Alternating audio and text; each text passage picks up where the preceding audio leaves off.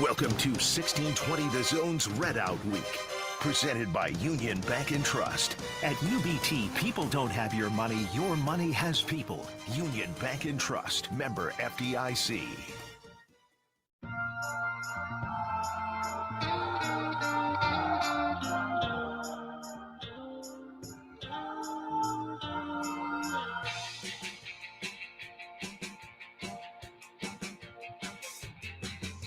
You're up in the morning, so the light outside. Come and grab a cup of joe. You heard about now, let's go through a ride. There's a party on the radio. Happer and Schaefer. Happer and Schaefer. Happer and wow, Schaefer. It's Connor and Mike. Yeah.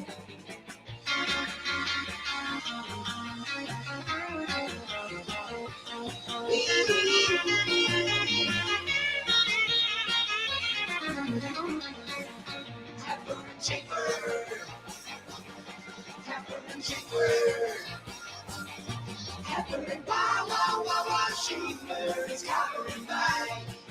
All right, good morning and welcome in. Happy Thursday. It is Happer and Schaefer here on 1620 The Zone and on 1620thezone.com. Connor Happer, Mike Schaefer, Joey Warcola with you. Hi, guys. What's up? Good morning, Connor. Good morning, Mike. Good morning. Welcome to Red Out Week. Oh, my goodness. Can you believe it? We are not quite a week away. Believe it. We are not quite a week. Well, no, I mean, we're more than a week away. Yeah. I thought you said not quite a week away. Well, I mean, we're more than a week away. Yeah. So whatever. Okay. It's not, we're not inside of a week to go, but No. we're close. But it is We Red can Out feel Week. We are a week away from the Red Out lunch, which Yeah. is what we're all excited about. By Lunch the way, out. Red Out Week is presented by Union Bank and Trust at UBT. People don't have your money has people. Throughout this week, we will be red. And we say that as three people who are not wearing red at all today. I don't have a lot of red I don't know. Yeah, I don't, yeah, me in the too. closet. I don't look great in red. I have like one Nebraska shirt and one Ohio State shirt, and then that's pretty That much would be it. really funny if you wore an Ohio I was State shirt thinking all about week. it, but I was thinking about it, but I did not want to trigger anybody right away. Maybe next week. Well, I mean, we're Well, into well, triggering people. Well, and I showed up to the studio and I see you wearing your Creighton shirt, so I mean, That was an oversight on my part. I just wanted to wear a long sleeve shirt. 97% of his wardrobe is blue in It Creighton is. or blue is in Royals, so you were likely to get blue. Mhm. which is a nice color. I wanted to wear I a like long it. sleeve shirt today because it was like 61. Same. That When- was when my I exact was like, thought you know what, process I'm when gonna I do woke it. up. Yeah.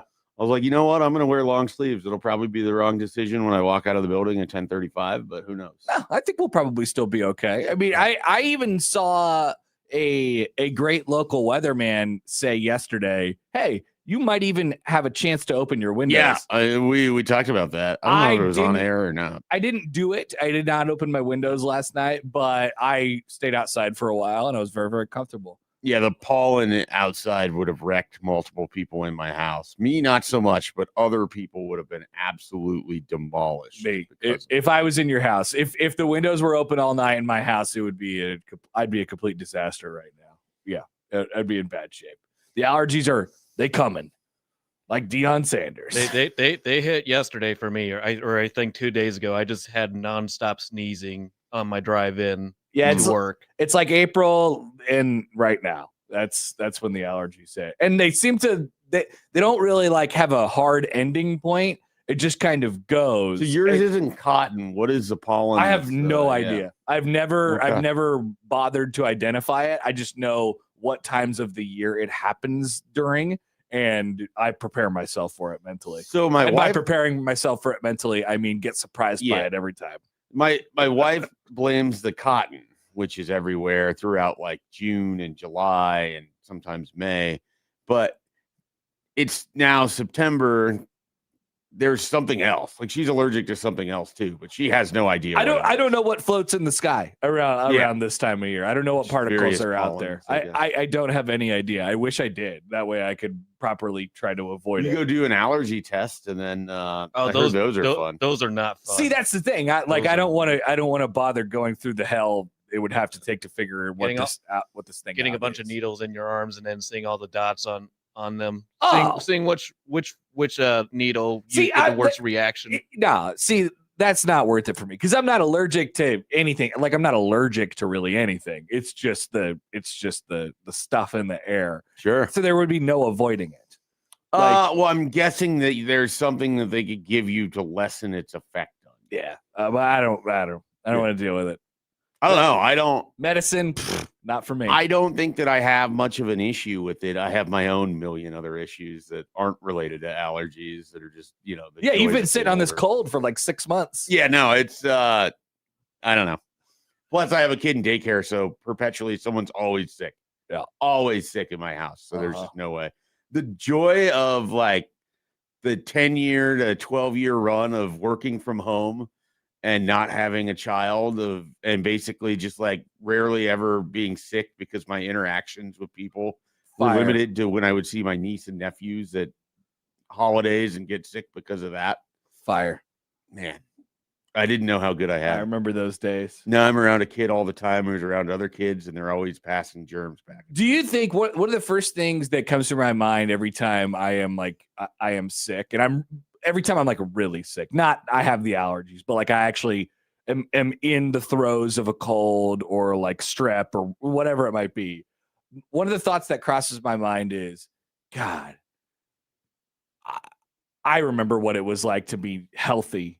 And will I ever be that again? Yeah. Probably not. You grow, you only appreciate it during that exact time. Sure. That's it. We need to appreciate our health more. We need to say, thank you, health. Thank you for being there every day. There just needs to be like a mental thing that happens when you've had like a run of 3 good weeks where you're like, you know what? I need to celebrate this. Yeah. I don't know how I'm going to celebrate it. Maybe I'll just go get some celery sticks and just eat those. And that's how I'm going to celebrate it. Yeah, get like a yogurt. Yeah. Just like a thank you to my immune system for actually sticking up for once. Thank you. Here's a yogurt. Here's what we're going to do. Thank you. Here's your prize. If you're Matt, you'd have like 42 beers and get sick.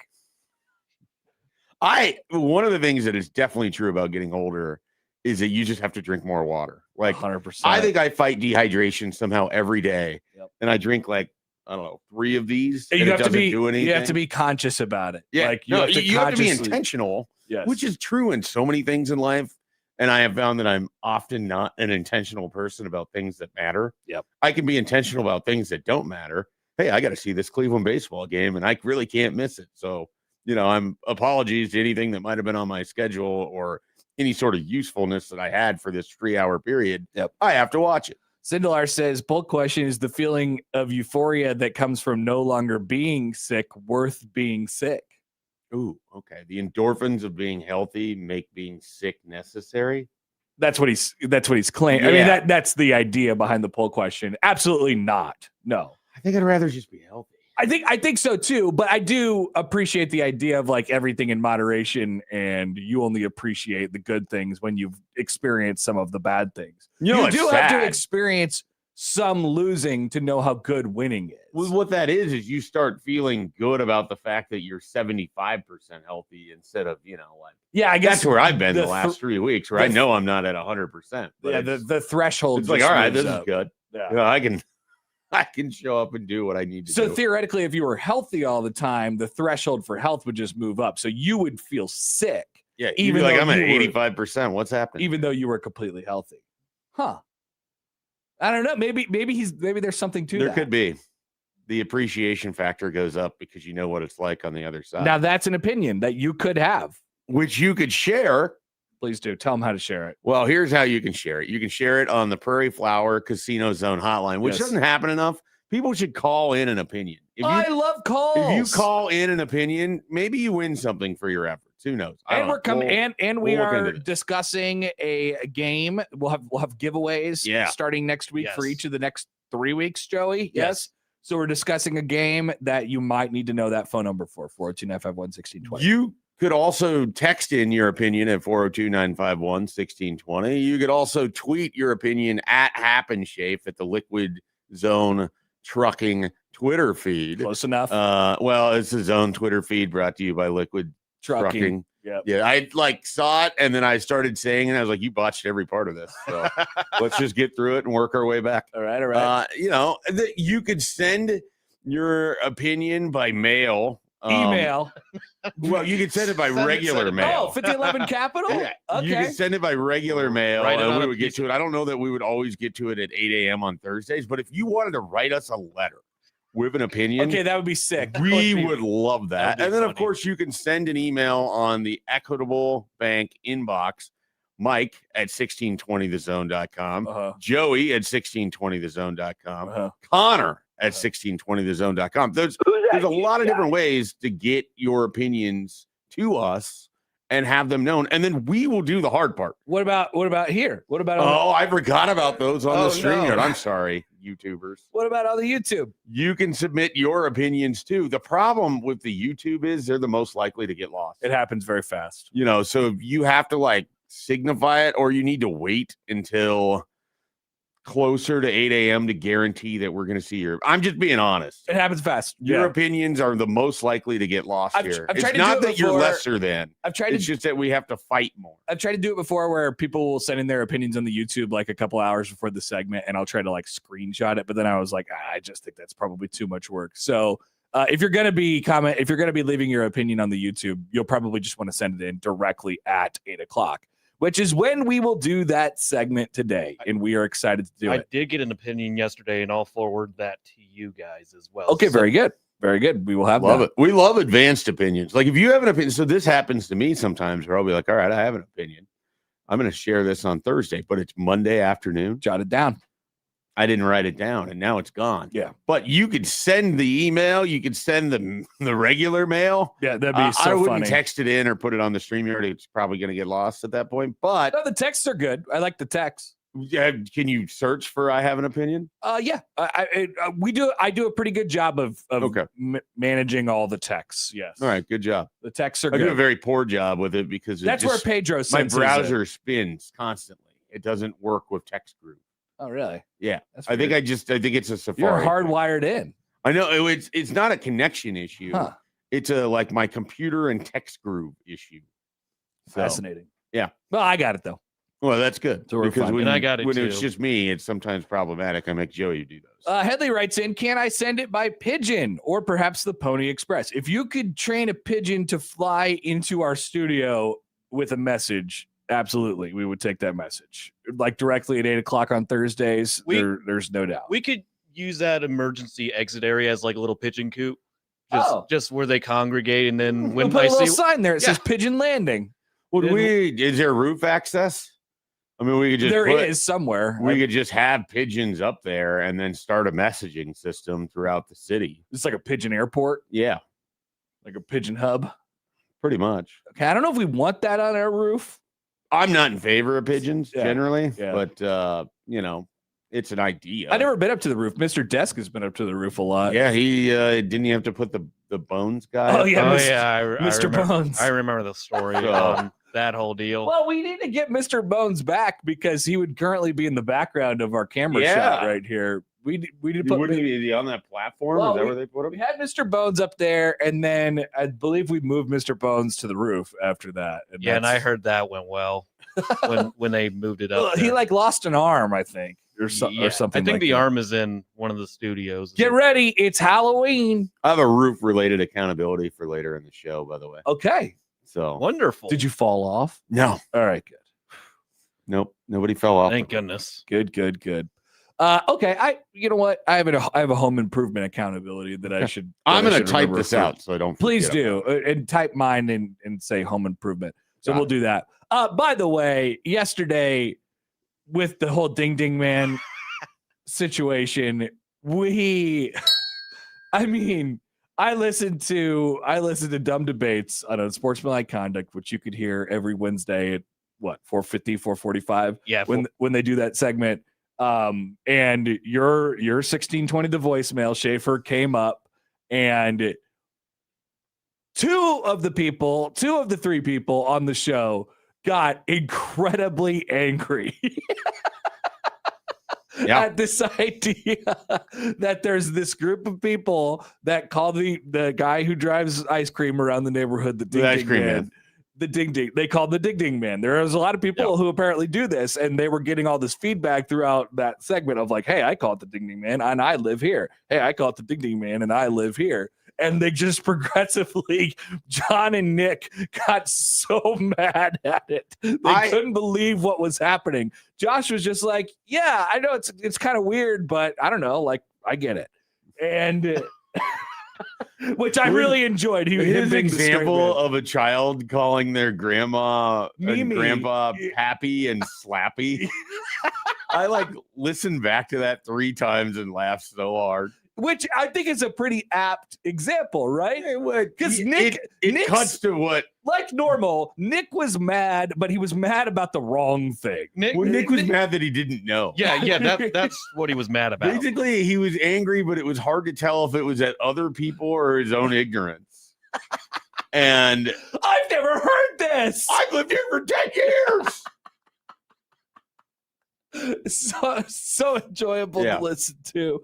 I'm glad we set off that M80 right in the middle of the show. I can't believe the response from this thing. Yeah, I mean, it's like funny. I said, it started innocently enough. It just, my wife said it, and I was like, "What the hell is a ding ding man?" And then we're off and running. So you were kind of, I mean, we kind of went back and forth a lot yesterday, and I think it's the ice cream man, but so I know, but it's funny. The debate sort of opened up yesterday, and I think what was realized is that there's a group of people that call the ice cream man, and there's a group of people that call him the ding ding man, and none of the other side knew that the other side really existed.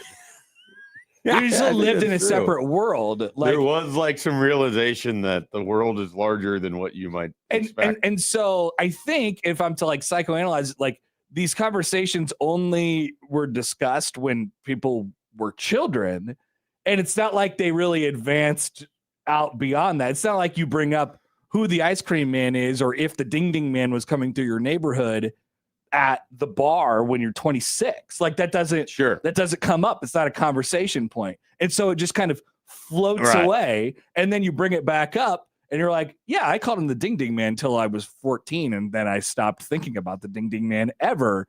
And it's like, wait, you called him what? What a great talking point yesterday. It's just fantastic. My like final thought on this, and the general theory that I've come to conclude based on listening to the conversations yesterday and all of the different response, is that largely people that didn't have, like, I didn't have a traditional, there wasn't a guy who drove around the neighborhoods of Columbus with ice cream. And so my experience with it largely came from other forms of media. Interesting. And so like my personal experience with it probably wasn't until I was older. And at that point, I would have just thought the ice cream man. Yeah. Because you would have seen it in movies or TV shows or whatever. And I'm sure else. that's what they would have called it. Yeah. And because clearly this is just an Omaha for the ding dings, they're calling it that because they grew up with it being that. Yeah. So it's and like everybody else around them called it that too. So it's like this learned thing where mine is more of like a, I don't know, I guess learned in a very different way. Not learned through experience. One of my low key favorite parts of John and Josh's and Nick's conversation about the CTE. That was. There was a lot. I don't know what that was about. So John's point was that he has been in the Omaha sphere of influence Fremont, Nebraska for 40 years or whatever his number was. We get the news people over here. Yeah, he's like, I watched the news. I'm like, they wouldn't have called it the ding ding man on the news. I mean, they should have. If that's what he's. Is it Steve? Are you getting to Steve here? What? Do you remember that? What? So he has his friend Steve like texts in to the show, and he's like a Fremont resident when John was. And he's like, I called it that. Yeah, I call it the ding ding man. My kid calls it the ding ding man. My parent called it the ding ding man. And like before John reads all of this, he's talking about, Steve from Fremont. He'll know. And then it's the exact opposite of John's Omaha. So I guess the real lesson is you don't know, the ding ding men people live among us. Yeah. I am one of them. And we didn't even realize this until yesterday. I've been working here for 5 years. It's You know? true. I don't really recall that many times where I've talked about the Ding Ding Man on the radio. I've been on the air in Nebraska for 10 years. And it's just never come up. It's never come up. And then it finally did, and it tore people apart. It really It's did. split in the zone. It's you, Connor, me, Josh, and Josh Odson are Team Ding Ding Man, and then Mike, Nick, John, and Matt. So Team Ice literally Cream the Man. Omaha people, Omaha residents, That's and exactly non-Omaha. what it is. That's the what hard it is. line. Yeah. It's just Omaha people. Yeah. Like people who live most of their childhood in Omaha. And then my assumption is that the people that were writing in that they call it that from somewhere else have some Omaha connection. There's got to be. There has to be. Because there was the one guy who's like, I live in Philly. And it's Right. Like, And I then don't know where that came from. There's a couple people yesterday who reached out to us who from Oglala. Yeah. And In Sydney. there has to be some sort of Omaha connection there. There was the guy who tweeted at us yesterday at Happen Shave, who mentioned they sent us this link, Husker Faller. Thank you, Husker Faller. Oh yeah, I saw this. They sent us this link to this podcast, and they go through all of these sort of linguistic idiosyncrasies across the country. And like they went, there was a podcast episode where they went through 100 of them, or a bunch of them, or whatever it was. I didn't listen to the podcast episode, but they outlined it. And there was a section that said Ding Ding Man ice cream truck. Rachel, who moved from Nebraska to attend a school in College Park, Maryland, says her friends were surprised when she referred to the driver of an ice cream truck as the Ding Ding Man. Indeed, this term seems to now be limited largely to Omaha, Nebraska, and parts of that state. The term Ding Ding Man has also been applied to the conductor of a trolley car, which I have never known what to call that person. I just call the trolley driver. in addition to this entire conversation last night, my son tells me that after dinner he wants to go ride his bike. So he goes and gets on his bike, but all he really wants to do is play with the bell, Ring the bell, which is just a ding, ding. ding And ding, so ding, yeah. I felt like he was taunting me last night as this was all going on, because I was getting progressively more annoyed, partly because he wasn't paying attention to anything that wasn't the bell. Yeah. And so it's kind of hard for him. Like he's got like one of those He's not really paying attention to how to ride the bike. He's got like the bike where you stand and walk with it and then you kind of run with it. Like it's sure. to help teach kids how to ride a bike when they finally get one with pedals. And he was so infatuated with the bell that he wasn't paying attention to anything else. And again, I just felt like he somehow knew. Ding, And he really wanted You're to. like flashing Yeah. Hector Salamanca up in your head. And then, like, ding, ding. My wife is basically already like, Hudson, maybe the Ding Ding Man will be coming around. And so it's like lost. Yeah, your cause. kid will be an interesting thing. I mean, He's going to be a Ding Ding. will kid. he be a Ding Ding Man person? Will he be a Creighton or Nebraska No, he's fan? a Ding Ding. I mean, I just don't know what is going to happen for Hudson. The college basketball piece of it is going to be fascinating. So, Connor's going to convert him. my in-laws are longtime Creighton season ticket holders. And Oh boy. big fans. And then my wife is also was a Nebraska season ticket holder when we met, and had not missed many games driving over from Omaha. She claims she puts Nebraska over Creighton if they play each other. But she was also encouraging, roll Jays or whatever else. It's a very interesting And other dynamics. nonsensical things that were outlawed from the house that apparently no one listened to my rules. So I can't wait. So it's really going to be up to him, truly. it will be. And basically whichever team is good when he's 12 is likely going to be the one that, This is exciting. Well, we'll have to wait another few Holds years to today. find out who's going to be good when he's 12. Yeah. That's a long only ways like away. 9 years. 9 years. 9. Be good in 9 years, and you will influence a young boy in Bennington. All right. We are firing up the show today. There's plenty to talk about. Volleyball season kind of gets underway tonight. We're excited about that. BC, Max Olson will join. I have an opinion coming up at 8 o'clock. We'll be right back after this on 1620 The Zone.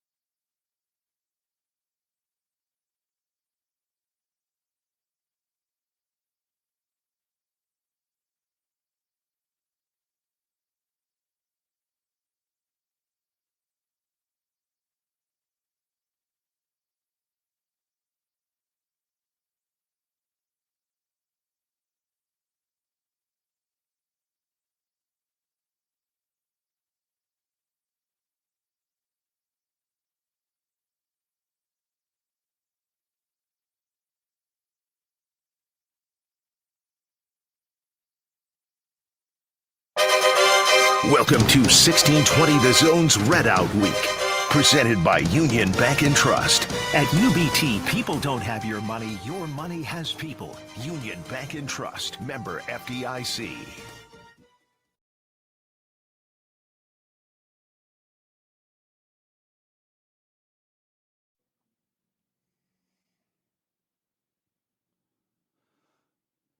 All right, welcome back, Happer and Schaefer, 1620 The Zone, 6:30 here on this Thursday morning. Get your opinions in for I Have an Opinion, and we'll open those up coming up at 8 o'clock. If I didn't mention this before, of course, you'll be hearing the Sounders throughout the week. It is Red Out Week, presented by Union Bank and Trust at UBT. People don't have your money has people, which will conclude a week from today.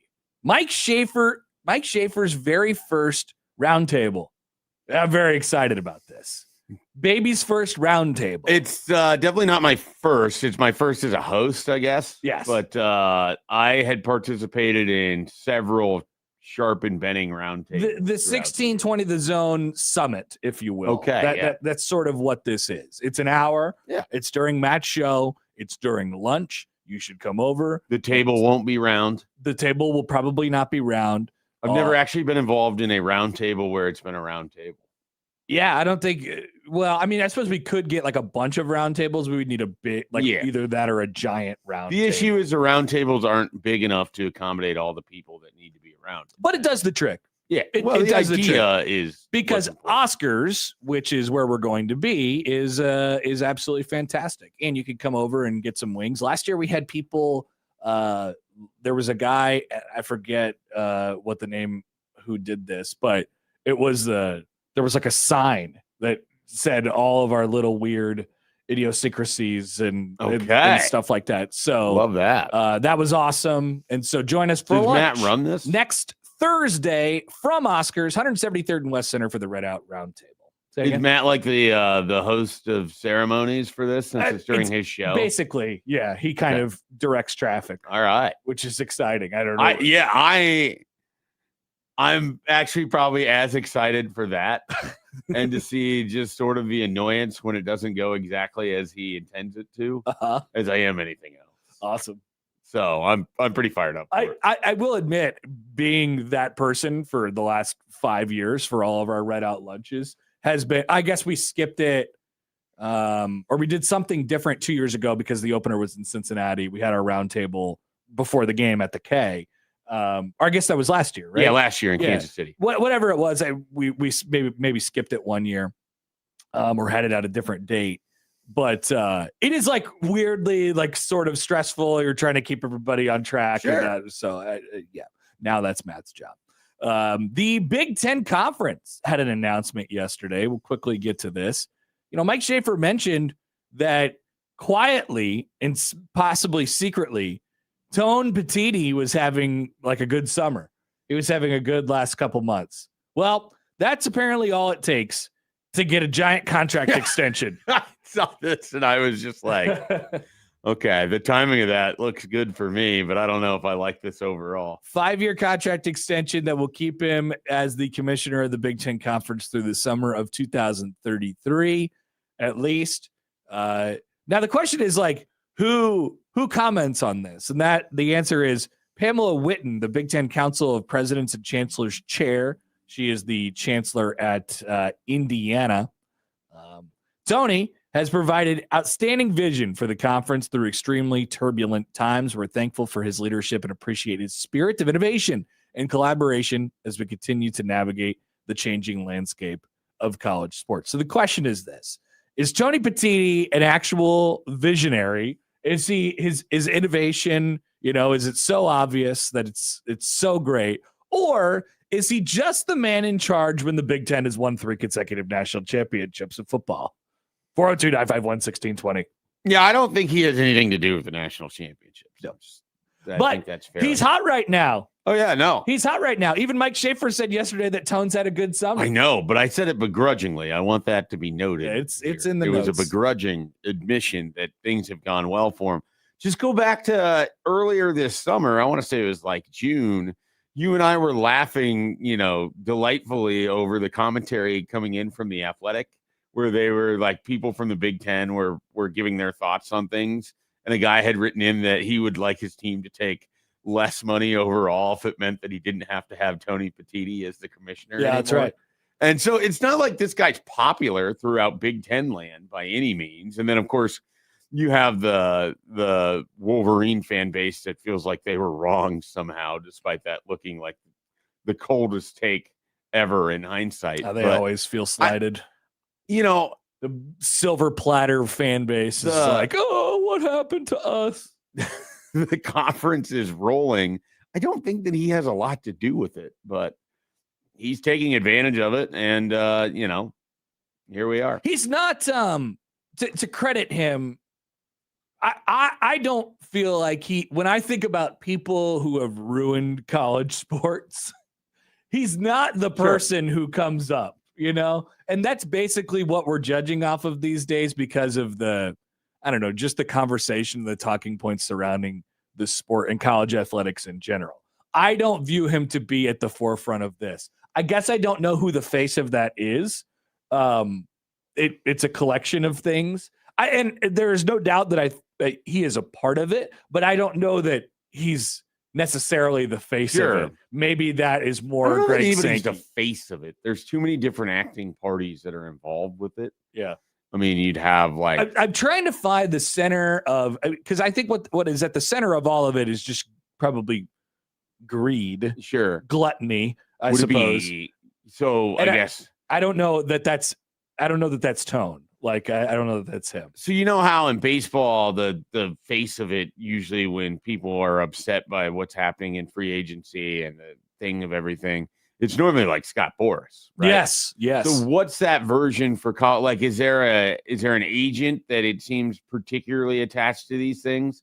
Lane Kiffin mentioned Drew Rosenhaus the other day as like, well, why don't you call up Drew Rosenhaus and get his thoughts on these things, and you'll see where we're coming from as coaches. It's funny, the college agents sort of work in the shadows a little bit. They're not as out there as like Boras. College agents either come in three types. Very reputable because they are representing guys who are likely to be taken in the first 3 rounds of the draft.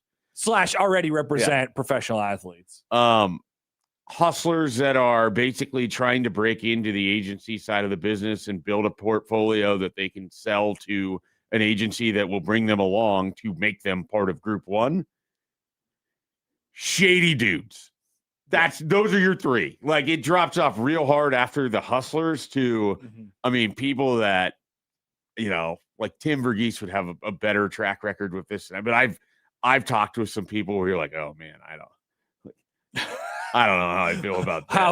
How are you involved? Well, it's like they are very clearly running the recruitment, and the recruitment has absolutely nothing to do with how someone fits at a school, if they like the coaches, if they like where they're going. It's more of those people that they're the ones that like, oh yeah, you can talk to my client here. Let me get them. And then basically it's one of those where that you're answering or he's answering on speakerphone with the guy sitting right next to him who's sort of shaking his head or nodding or whatever else, or will interject. It's an awkward situation all the way around. When they do a documentary on this 15, I don't know, wherever they market at 15-year period that we're in right now, when they do it in 2035 and they're like, oh, okay, the stretch that killed college sports or that changed college sports, didn't or whatever it is that changed it drastically for forever or something. Like when they do that documentary, they probably won't have to spend very much time on Tony Petitti. No. And he's not really a major factor one way or the other, even though he's the commissioner of the most powerful league that there is at the moment. If there's one thing I do appreciate, they will have to spend some time on Kevin Warren. I guess if there's 2 things that I really appreciate, Tony Petitti is not Kevin Warren. He's not. He's definitely better than him. He also, this is where I have to again begrudgingly give credit. He leads from in front. Like, he positions the Big Ten to be someone whose opinion on issues matter.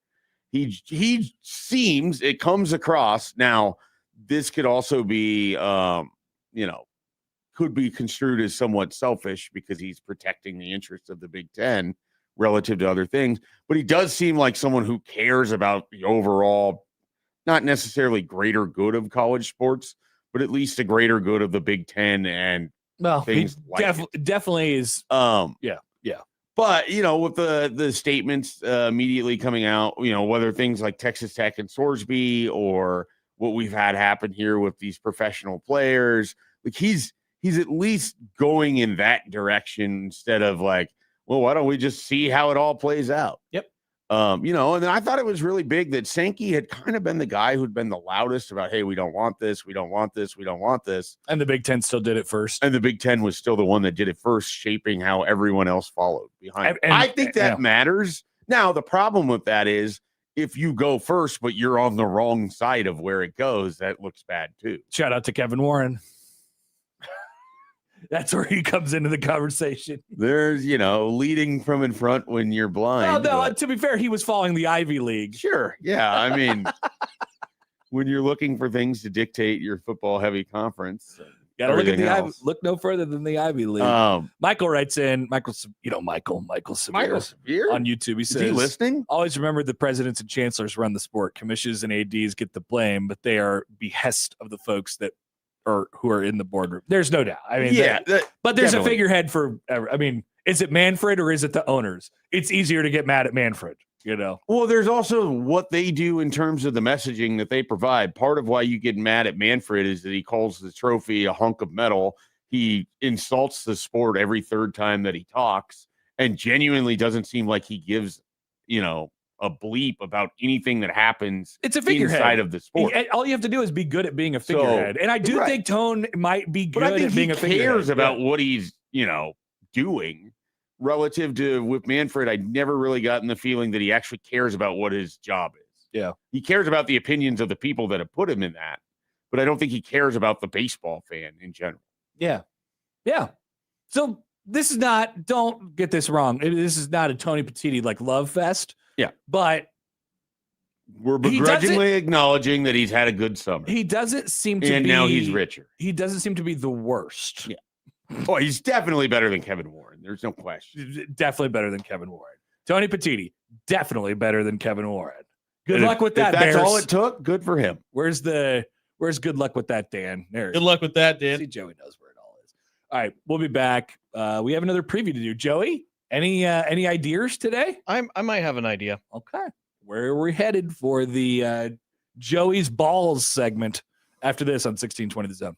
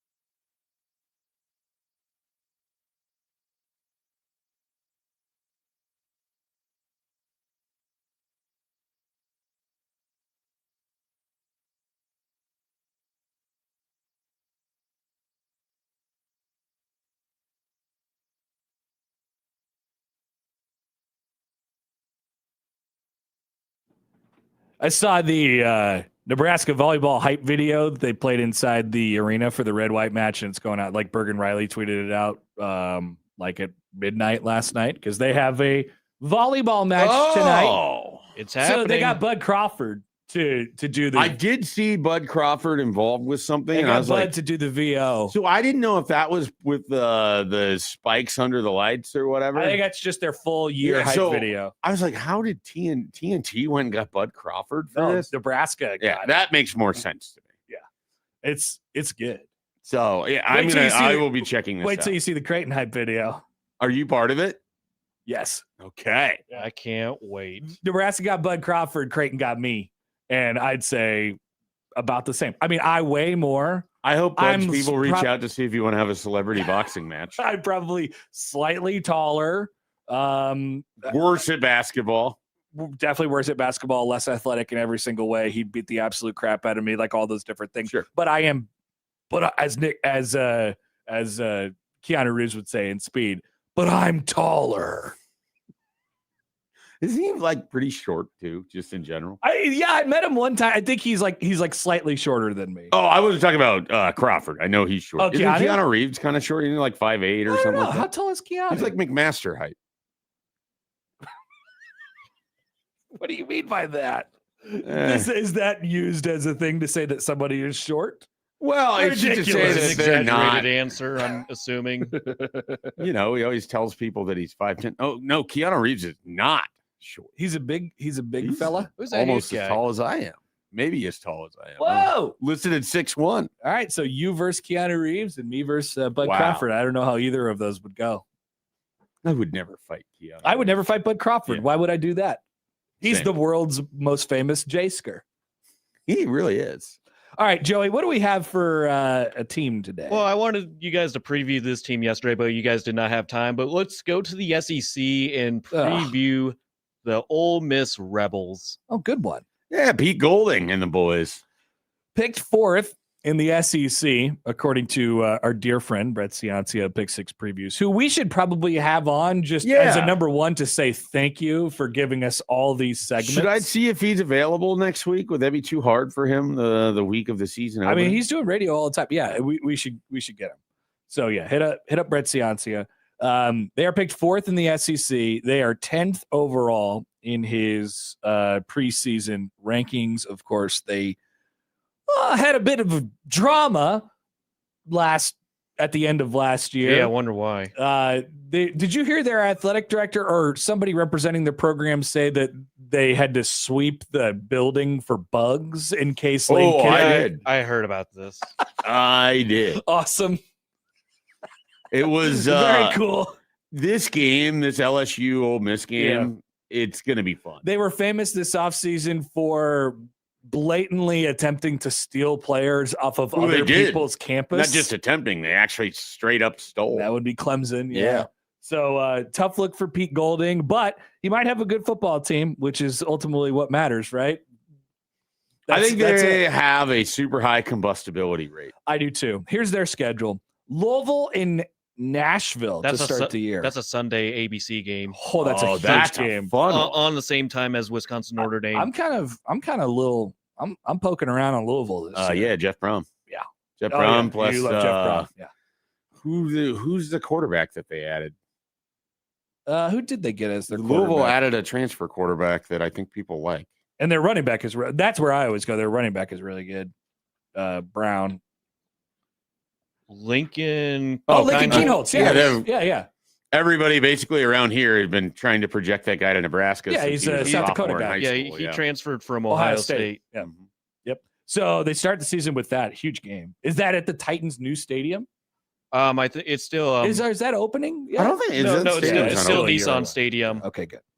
The been Titans there. did get new jerseys, but Gotcha. not a new stadium yet. Then Charlotte, then LSU. So what are they after 3 weeks? Let's say they're 2-1, At Florida, 3-1, at Vandy, 4-1, Missouri, 5-1, at Texas, 5-2, Auburn, 6-2, Georgia, 6-3, at Oklahoma, 7-3, Wofford, 8-3, Mississippi State. 9-3. 93 won't probably get you where you want to go. but it'd be close. It's the SEC though. They'll get their way in somehow. Ole Miss is right back in the SEC title contention with Trinidad Chambliss back and operating in a similar scheme. Oh, yeah, by the way, that was their other piece of drama in the offseason. They got a 100th year for their 100th year quarterback. The drama ended early enough that everyone else's drama has just superseded it. That Too nobody much even drama thinks about it. piled on top Until of the Lane drama. Kiffin pointed out the other day, he's like, well, Trinidad Chambliss is coming back, and Diego Pavia came back, and everybody was okay with that. But Trinidad Chambliss never went pro. Important distinction. Lane, in his attempt to try to explain away everything, is ignoring many things in context. The receivers may not be as proven as last season, but there is enough firepower, plus an All-American running back to keep the offense in the top 10. That would be our dear friend Kawan Lacey. Yeah, he good. Golding focused on the defense this transfer cycle and added an amazing 8 4-star defenders. Ole Miss is a playoff at large pick, and Chambliss already showed he can work magic in January. If there is one thing we know about that team and him in particular, he is sort of a magician. Way. He's such a good player. Well, and he spent 3 years of his life at Ferris State. Right. It's so funny. Where he didn't even start because of health. So crazy. So crazy how it works. We'll talk a little bit more about Trinidad Chambliss a little later. Okay, good. And I do agree with you that they have quite the combustibility potential. Yeah. It could blow. It definitely seems like there was a couple games in there where I was just saying win, and I don't know that I even believe it as I was saying. Like, there's some 50-50 ones in there, that's for sure. All right, we'll take a quick timeout. That's our college football preview for today. 7 o'clock hour is coming up on the other side after this on 1620 The Zone.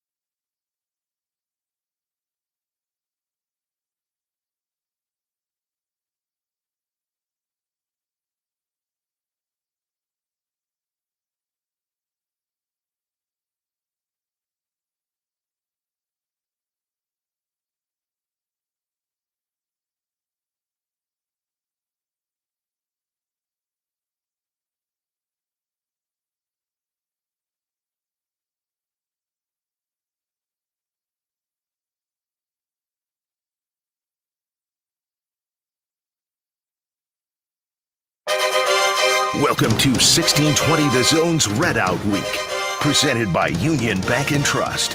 At UBT, people don't have your money has people. Union Bank and Trust, member FDIC.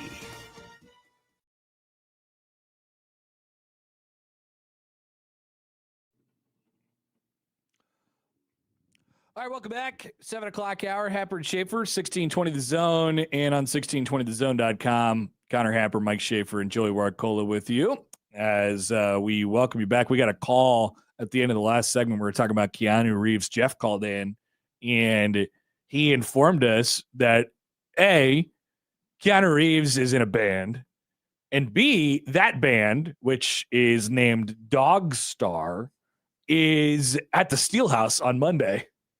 Have you seen this? Have you heard about this? I hadn't heard about it. I hadn't seen this. You informed me. I didn't know he was in a band. And then we listened to it, and our conclusion was better than I probably would have guessed. We played the most listened to Dog Star song, and I don't remember what it's called at this point, but it definitely could have been worse. Oh, yeah. That song wasn't the Kevin Warren of songs. No, it was not the Kevin Warren of songs. It was more like the Tony Petiti of songs. I don't really have an opinion on it. It's fine. I don't know if it deserves an extension though. I have not been to the Steelhouse, and I really want to go to the Steelhouse. I've heard I haven't only good things about it. It's a nice venue. I've been there once. What did you see there, Joey? I saw a Pink Floyd tribute band. Whoa. I forget that you are super into hair bands. Yeah, I'm into some of the old Joey's stuff. You're really into music. No, I don't know that I fully understood that until we were like I'm into the halfway into this thing. I'm into the old stuff. Yeah, which is great. You went to a lot of concerts when you were young. Oh yeah, my first concert. We mentioned this a long time ago. I think my first concert was Connor's first concert in 2009. That's right.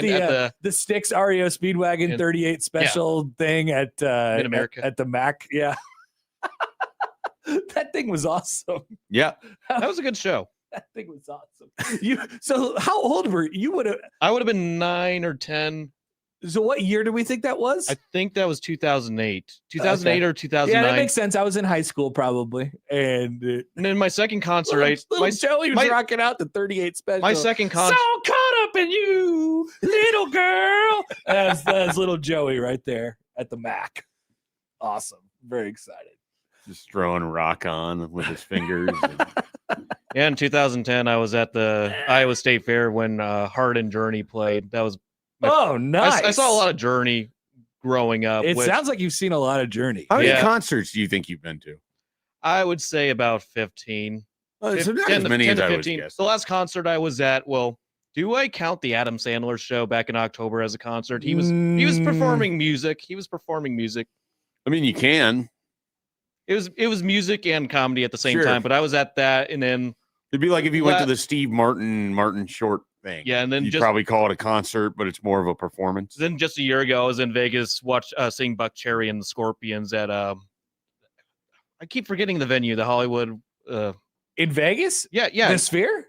No, not in the Sphere. No, I don't think Scorpions and Buck Cherry would be performing at the Sphere. You a crazy B word? That's band, right? That's Buck Cherry. Yeah, I don't probably want to. I mean, they have 100,000 venues on the Strip, so. Not to take away from Buck Cherry and Scorpions, I just don't think that they're playing the Sphere. Probably not. It's new enough and unique enough that it probably has a relatively curated list. Hey, Vegas is one of those places, though, you just walk down the street and you're like, oh, there's a concert from a band I've heard of. They're in there. Yeah. That happened when I was walking the streets of New York one time. I was like, oh, that guy, I know about that guy. He's right in there. And the guy was standing out on the street smoking a cigarette. He's like, you want to go in? I'm like, not really. I declined. I can't even remember who it was. It's Planet Hollywood they were performing at. Okay, sure. But they did a residency over there, and then I guess they're performing again together, Buck Cherry and Scorpions in Vegas. So if you want something to do in Vegas, they're down there. I think they're at Planet Hollywood. They have a residency in Vegas? Like a 2-week residency. Okay. They'll do like about probably 6 or 7 shows down there. But I was over there. It was a really good concert. I enjoyed it with my sister and her husband. I have never gone to a show in Vegas. And I went to not a single show. Went to my favorite breakfast place down there. Have you've been to basketball games though? Yeah, right? So I've done basketball. Yeah, basketball games are a show. I've done lots of gambling.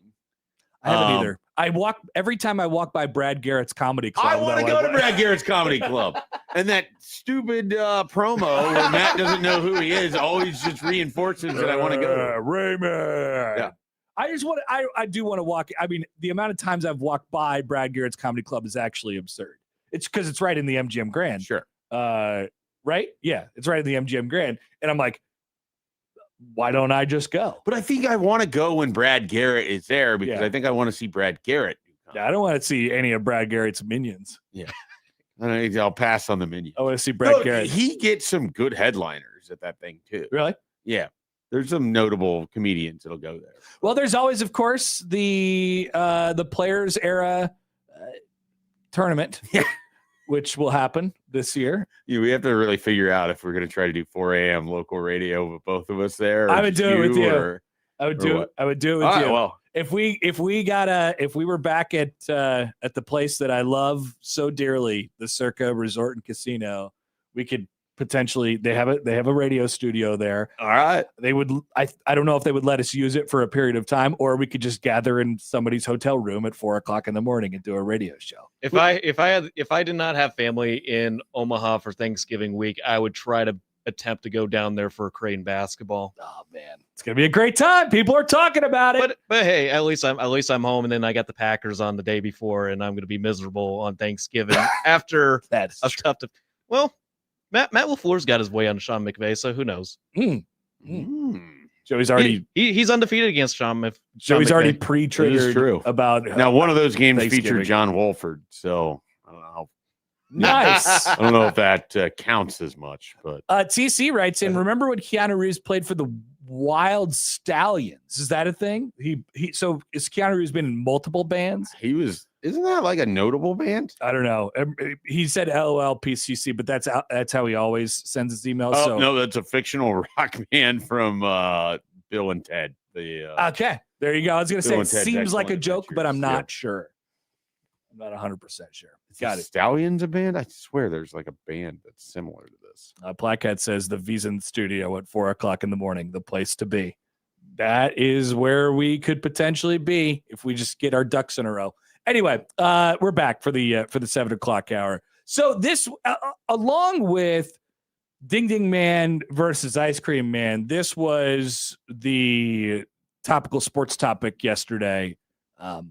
ESPN, Joey, I imagine you have opinions on this. Oh yeah, I know where you're gonna go. This is a I know where you're Joey pilled story. Oh, ESPN is preparing, according to Front Office Sports, a significant change to how it presents its college football broadcast for the upcoming season. The bottom line ticker, which scrolls across the bottom of screens informing the audience of scores and other games across college football, is apparently no more. An ESPN spokesperson told Front Office Sports, who reported the news yesterday, we're always looking for ways to better serve sports fans. By removing the bottom line during live action, we're creating a cleaner presentation that keeps the focus where it belongs, on the field. This became a very divisive topic in the college football space yesterday. And it seemed as if there was some sort of a generational divide. I am going to toss it out to you all because I am not opinionated on this. I really don't have a very deep-rooted opinion on whether I want the ticker on the screen or not. I do. There is a nostalgia when it comes to the ticker. Absolutely. For sure. Now, I also think the ticker had become a monstrosity because it takes up now a third of the screen and it's just words. Remember when the thing used to come up there and it would like highlight, if they like scored a touchdown, it would flash it in yellow. Sure, and, yeah. It would be like you could tell kind of what was next, and it would sort of move in a mechanical way. Or when the score is final, the score will change and then it will flash. Or final. the rankings, but it didn't have like takes on the bottom of the screen. It didn't say like, hey, watch the game with Stephen A. Smith on Monday or whatever. Right. It might be. Like it didn't have any of that stuff. It was just the scores, yes, which I appreciated. But I am fully willing to acknowledge that was a time in which most of the college football games were not on television. Sure. And I couldn't access the scores in a lot of other ways. I didn't have a phone right in front of my face. So I don't know my current relationship with the ticker. I'm going to leave this up to you guys. How do we feel about this? Are we opinionated or not? So I think you kind of cut on a few of the things that for me, like, I don't need the ticker. One of the things about the ticker that's become annoying in recent years is it's basically just used as a promotional item for all of the different ESPN properties, which is smart on their part, right? Like if someone's going to pay attention to that, you can catch people that way and advertise what you have going on. But the value of the ticker and the heyday of the ticker has long passed. I mean, you guys were describing its real value, which is if a score went final, it would pop up and tell you that this game is over, and you would know that. And the reason that might matter is because you didn't have access to the score of that game unless you went and sat at the computer and then had to dial into dial-up internet. We're a long way away from when that was. Even if you have access to the channel of that game where the score changed, if the game you're watching is boring, you could quickly change over and see what actually happened. Yeah, I mean, that's kind of a component. I will still get that. ideas from the ticker, like, oh, maybe I should go over and watch that game, and I have to go out and find it and stuff like that. Now, I think most of it is nostalgic because I can tap into these memories as a kid, specifically not with football so much because with football, like Nebraska was usually on TV and they were front and center and, like you knew the score and you knew what was going on. But Creighton basketball was not always that way. And so one of the main reasons that I wanted Creighton basketball to be ranked outside of them being good, like I wanted them to be good and everything, is so that their score would come up in the top 25 section on the bottom of the screen. I would be so excited about that. If it said number 25 Creighton beat Evansville 62-48, I would be so jacked when I saw them on the bottom of the screen, especially during college football season. They would put some of the other scores up there as well. And, like maybe they would dig into, if it was a college basketball show that was on, it would say, here are the Missouri Valley scores for the day or whatever might have happened. Because you couldn't regularly watch them on TV. And so it was on the bottom. And there's a sense of pride when you look at your team that comes up on the bottom. And it's so much, it's so great. Yeah. I remember the first time when I saw UNO on there. When I saw, like, when Neb Oma came up on the bottom. Neb Oma. I was like, oh, my God, Neb Oma. They're on there? I thought I was the only person who knew about Neb Oma. Nope. That's great. Now the whole world knows. So the sense of pride is something that was definitely there. But, like, all these games they're visible on TV now. You can watch them, whether or not they're on TV linearly. They're on ESPN+. There's also the component where you have your phone with you and you could just scroll down as you're watching a game. Yeah. And then you could literally watch replay on your tablet. So it probably doesn't make sense anymore. Yeah. Well, and then I don't know. And it's definitely too big. Like you have the ability, if you have YouTube or a lot of the places now have this, where you can just make a quad box out of stuff. So if there was multiple games you were wanting to pay attention to, you could probably all have it on the same screen. If you're someone who really likes the scrolling ticker, there's devices that you can just buy to put up on your wall or on a shelf that'll scroll through scores for you in real time, provide the same sort of updates that you guys were talking about, like when a score changes, when it goes final. You can have all of that built into this ticker that you have in your house. So if you really want that, you can just have it there. But I don't want to be notified about the ticker. I don't want push notifications. Oh, this wouldn't be a push notification. Okay, good. This is like a thing that you literally can buy and put on your wall or on a shelf. I've wanted to buy one for a while. I just haven't because I can't justify it as a smart use of money. And it's not. Kind of cool. But I would like to have it just so when I'm sitting in my basement, I can run through the scores or whatever. Same thing I can do on my phone, but it's just doing it instantaneously. John writes in on the text line. We'll get to a phone call here in a second as well. John writes in on the text line, getting rid of the ticker because it takes up too much of the screen for people who watch games on their phones is asinine. Those people need to get a job and buy a TV like an adult. I want the ticker. But it's not just for people who watch games on their phones. Well, I didn't even think it was about people who watch games on their phone. It's... I think the root of it, if there is a case against it, which there clearly is that it's too big. It takes up too much of the screen. I just don't think it gives you enough that matters in 2026. Like you can get all of this information in so many other ways. You definitely can. That I would rather have the fullness of the picture, I guess, if you would. Yeah. Or not even have the distraction of it either, I guess would be part of it too. And you definitely are getting more of the football field when you take the ticker off. you're getting a barrage of like. There will be times where like they're showing an instant replay and something's really close and it's right there on the bottom of the screen, and the announcers will be talking about it as if the viewer can see it, but the ticker is in the way and they don't know that. And so that one's frustrating. Yeah. So I'll get rid of that situation, which is nice. I don't know. Maybe I'm convincing myself that getting rid of the ticker is fine. At some point, we're going to have the ability to design what we want it to look like ourselves from home. I've talked about this before where it's like eventually sports are going to be where people can produce it themselves how they want. Like, oh, I want this camera angle and I want this and I want this. You can put your own ticker up there over your own score bug. You can produce your own game. Yeah, that's what's going to happen at some point. You're right. There's going to be enough cameras and enough access that someone's going to be like, you know what? I'm going to make a customizable and guess sports what? experience. And guess what we're going to realize not long after that the people who do it professionally are really good at it, and you don't want this. The other thing you're going to realize is like they've kind of perfected the camera angles already. Yeah. And so you're going to just go back to your version is likely just going to be what's already broadcasted for the most part. For 100%. me, the biggest thing is I just want quicker access to replays. And that's my biggest complaint with BTN. They're so slow. Yeah, you're not. I get so mad about it. All right, we'll take it up with the replay guy at the BTN then. They take too long, and then they don't give me the replays that I want, and then they talk about the play, but they don't show you the play. Sometimes it's hard. Maybe they don't have the shot that they want. That's usually what it is, but I don't know that. Depends on the operator working the replay control. That is true. Let's go to the phone line here, Prairie Flower Casino Zone hotline. Here's Nathan this morning. Morning, Nathan. What's up? Good morning, guys. How are you? Good. Okay, so I actually feel pretty strongly about this. Let me tell you why I'm team no ticker. Number one, I agree that it takes up too much space on the TV, but that's not even the reason why I do not like the ticker. The people that do want the ticker can access all the stuff like we've been saying. This day and age, we have our phones, we have our sports apps. The reason why I do not like the ticker is because of spoilers. I am somebody that likes to lock in on every game and watch one game at a time. I'm not a fan of the quad box, and I want to be able to watch. If there's a few games going on at one time, I go with one game at a time. I watch it.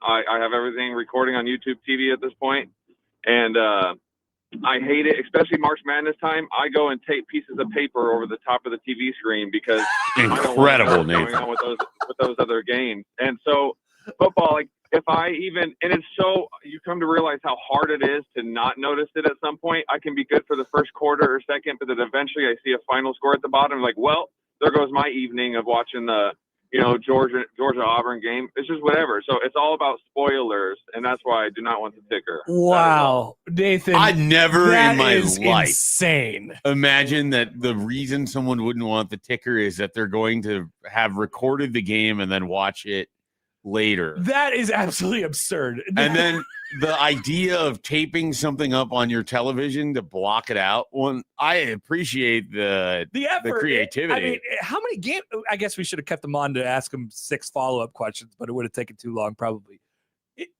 How many games is he watching? Like in full? Yeah, I genuinely appreciate the dedication to it. Yeah, it's a level of commitment that I just don't have. And I like with other things in life, I'm very anti-spoilers. But Travis says, I want the ticker just to ruin Saturdays for that guy. It's kind of mean-spirited. Yeah.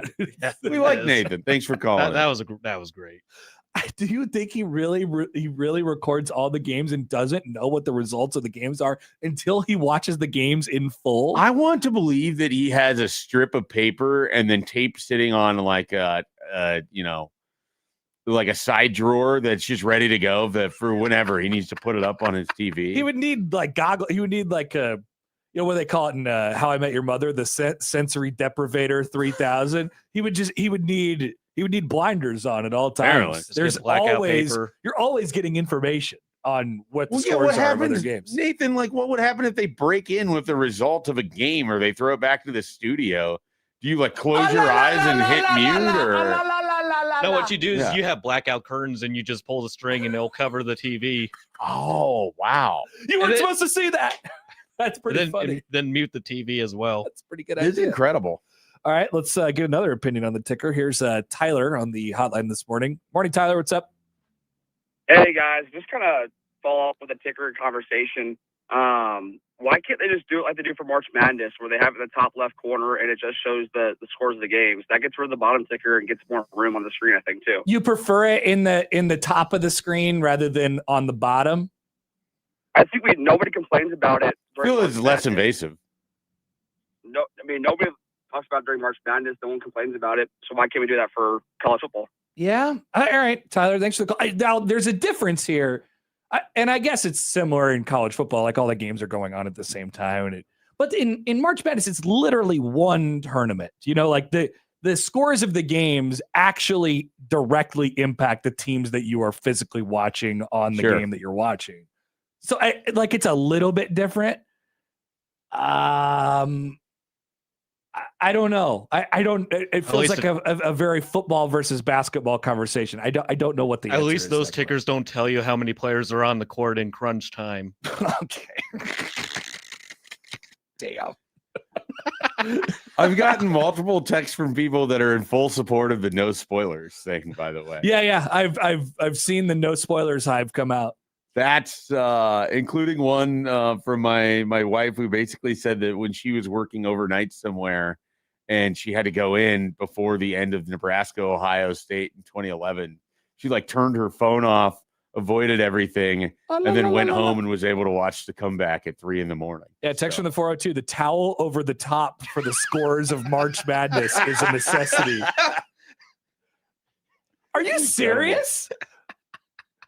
Part of the thrill of watching the NCAA tournament is not knowing what crazy thing is going to happen next. The thrill is realizing something insane is happening in the left ticker and then going to that game. But you're like, well, I'm not a huge quad box guy. I thought that was right. I like watching one game at a time.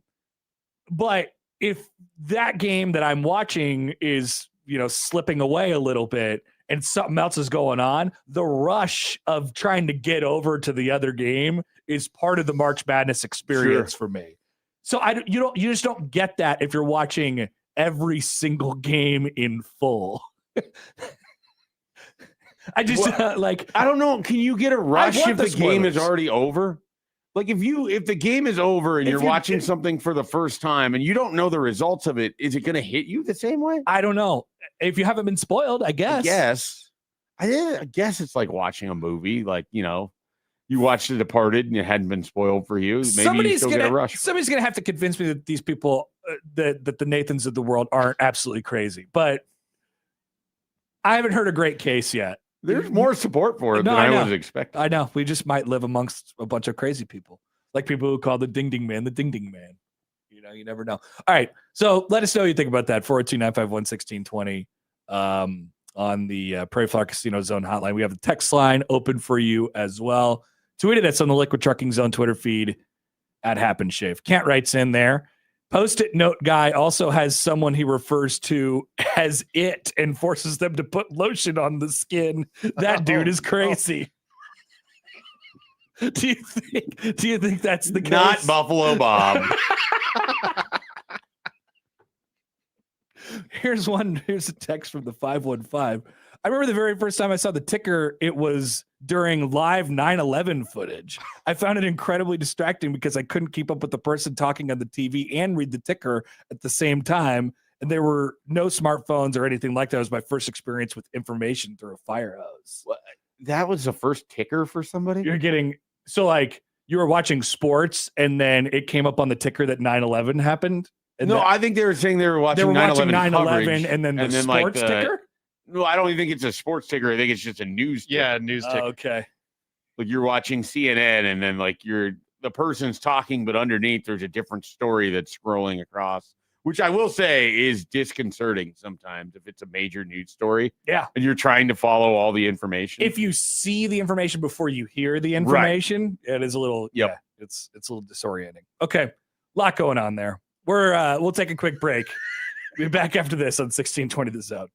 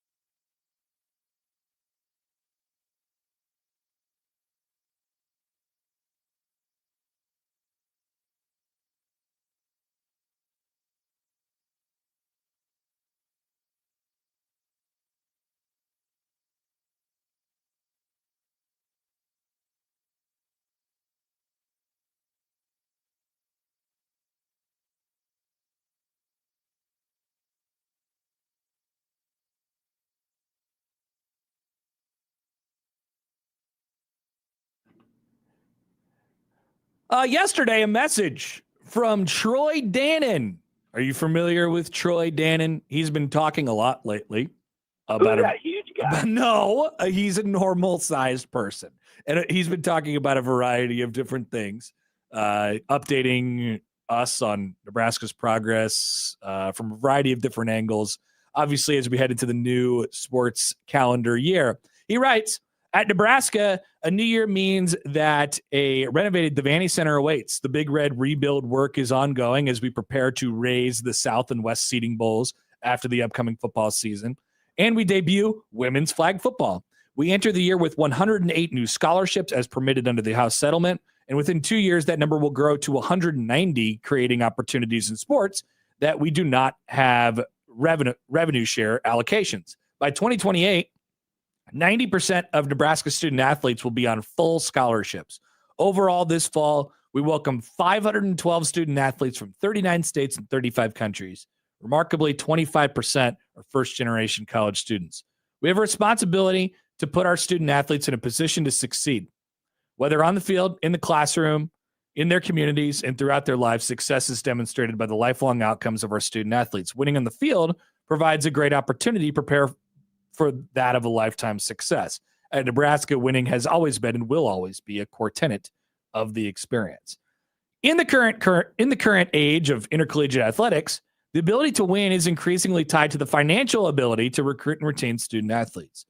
As recently as 10 years ago, the most valuable dollar tied to winning was the dollar invested in a scholarship. Today, the most valuable dollar tied to winning is the dollar invested in a student athlete, either through revenue sharing or name, image, and likeness opportunities. Even though our support in those areas has increased over 400% since my arrival at Nebraska in March of 24, we still must gain ground to stand equal with our Big Ten Conference peers. We already stand equal in other areas of investments, including facilities, coaching, sports medicine, and nutrition.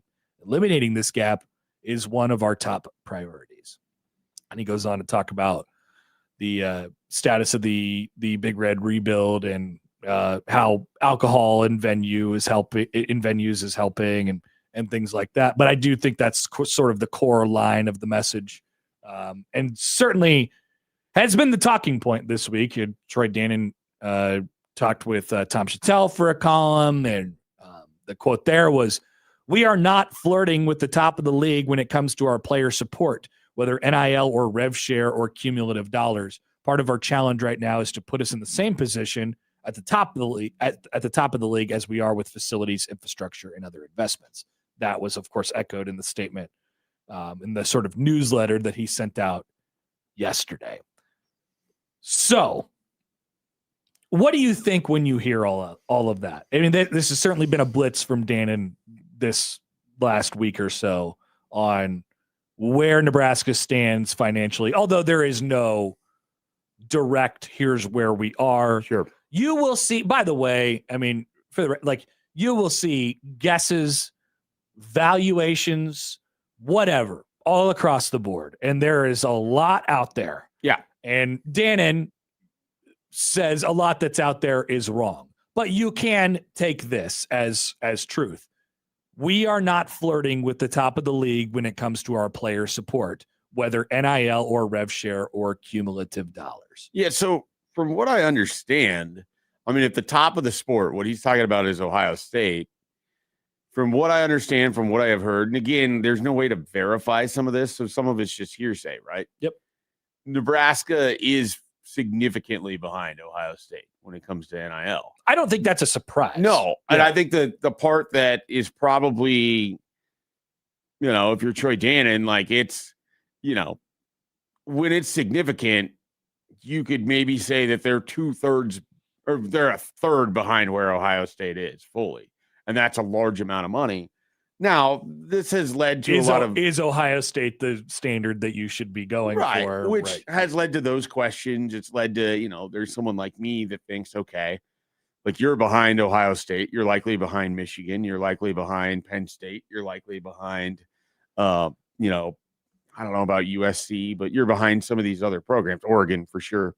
Indiana, for sure. You maximized what you have? The answer is no. Are you continuing to get better? We will see. Like there's an element of this where it's like, okay, I can fully acknowledge like you're trying to be in a fight where you don't have the same resources as this other team. That makes it hard. I get that. Have you done enough to maximize what you do have? That's where it's always kind of the question that comes back for me. It's a really difficult spot as an athletic director because, you're almost approaching it like a coach would to his players or his or her players. And that is, we can't let our foot off the gas. Right. We have to keep asking and asking and asking, and we have to keep demanding and demanding and demanding. But the truth of the matter is what you said, like, is Nebraska in a position that is solid as far as where they stand on player compensation across the, when compared to their conference peers? Yes. Are they at the top? No, of course they're not. Have they maximized what they have? I don't think so. Are they in a position to where if and when this thing really pops at Nebraska and they win a bunch of games, that they can get that investment? TBD. I don't even know if it's possible. So, right? What's interesting to me is I think that there is an element of this that is so much of when Nebraska starts to win, there will be more money available for it. Do you think that is true? I think that is true. Like how much more? Like, I don't think they can make up the gap between them and Ohio State ever. That's just where I'm at. Yes. So part of it is we can continue to sort of, point out there's a significant gap here. Okay. There's a significant gap in lots of sports with teams, and there's different ways that you can try to combat that. If Nebraska proves to be more successful with Matt Rule in 2026, let's say they go 8-4, they surprise a small amount of the fan base that doesn't think that they can win 7 games. They surprise a larger amount of the fan base that doesn't think they can win 8 games. They finish 8-4. Let's say they lose the 3 big ones, but they beat Iowa at the end. They're 8-4. I think there would be enough of this is a little bit of momentum. Anthony Calandria is coming back next year. We should put some more money into this program. We as in the people who want to do that. Yeah. I think that's there. What Dannon has sort of said, and I think this is where things get really interesting, he is going after corporate money. Yeah.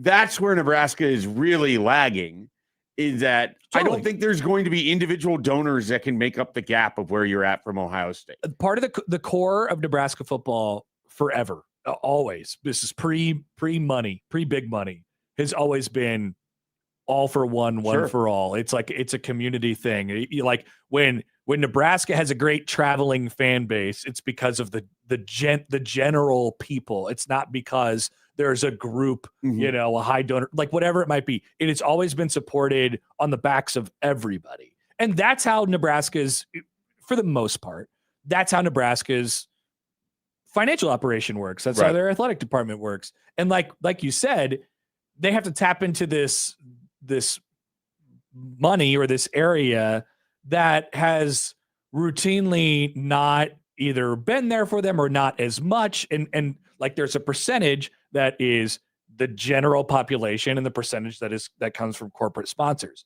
What happened with Nebraska basketball after their best season of all time this year? My view on it was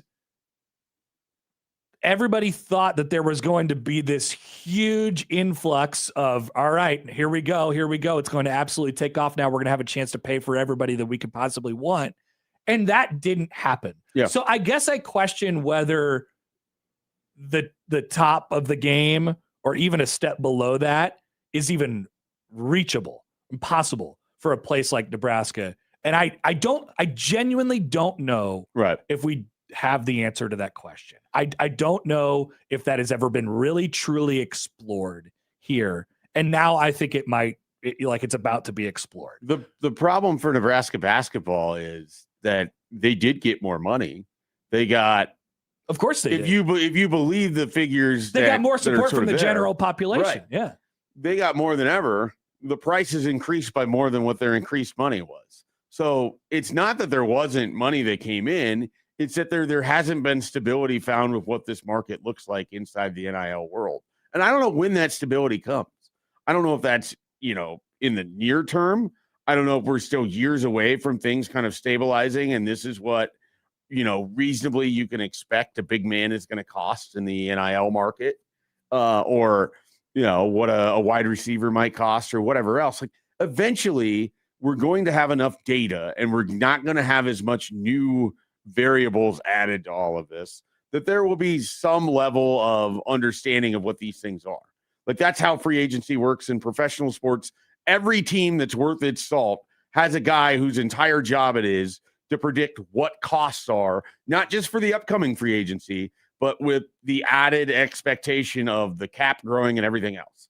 That's part of what Pat Stewart's job is to predict what things are going to cost. It's really hard when you think that things might increase by 25%. That's true. Yeah. Your budget might increase by 35%, but big man cost actually increased by 66%. So you're It's now in a very 31% deficit of what you thought that you had already made up, let alone the fact that you were already behind the rest of the sport. So that's where basketball is sort of fascinating. Yeah. And I also think Nebraska's running into this a little bit, this idea. And I heard this first from Nick Saban a couple of years ago, and he said it bluntly. There's some people who just don't believe in this bleep. Sure. And by this, I mean paying players. Like, can Troy Dannon or whoever's selling it, go into these corporate, to these corporate businesses, of which there are many, are in Omaha and in Nebraska in general, and say, this is what your money is for, and it's a lot of money, and it's for a wide receiver. Yeah. And convince them that matters, and convince them that is important to, like, that is a good return on investment, because that's what they want, right? Or at least something in that category. I feel like they've had a difficult time. It's woven into the fabric of the state, right? Like, they've had a difficult time trying to convince people that is worth it, And I know we're running out of time. And for whatever reason, it's not that difficult in more heavily populated places. Sure. Yeah. Like, some of it is because maybe it's a professional atmosphere. Think about this time that we're in right now, outside of sports, where things are financially, costs of everything are high. This is a heavy agricultural state that's feeling the crush of many different decisions and things that have been made.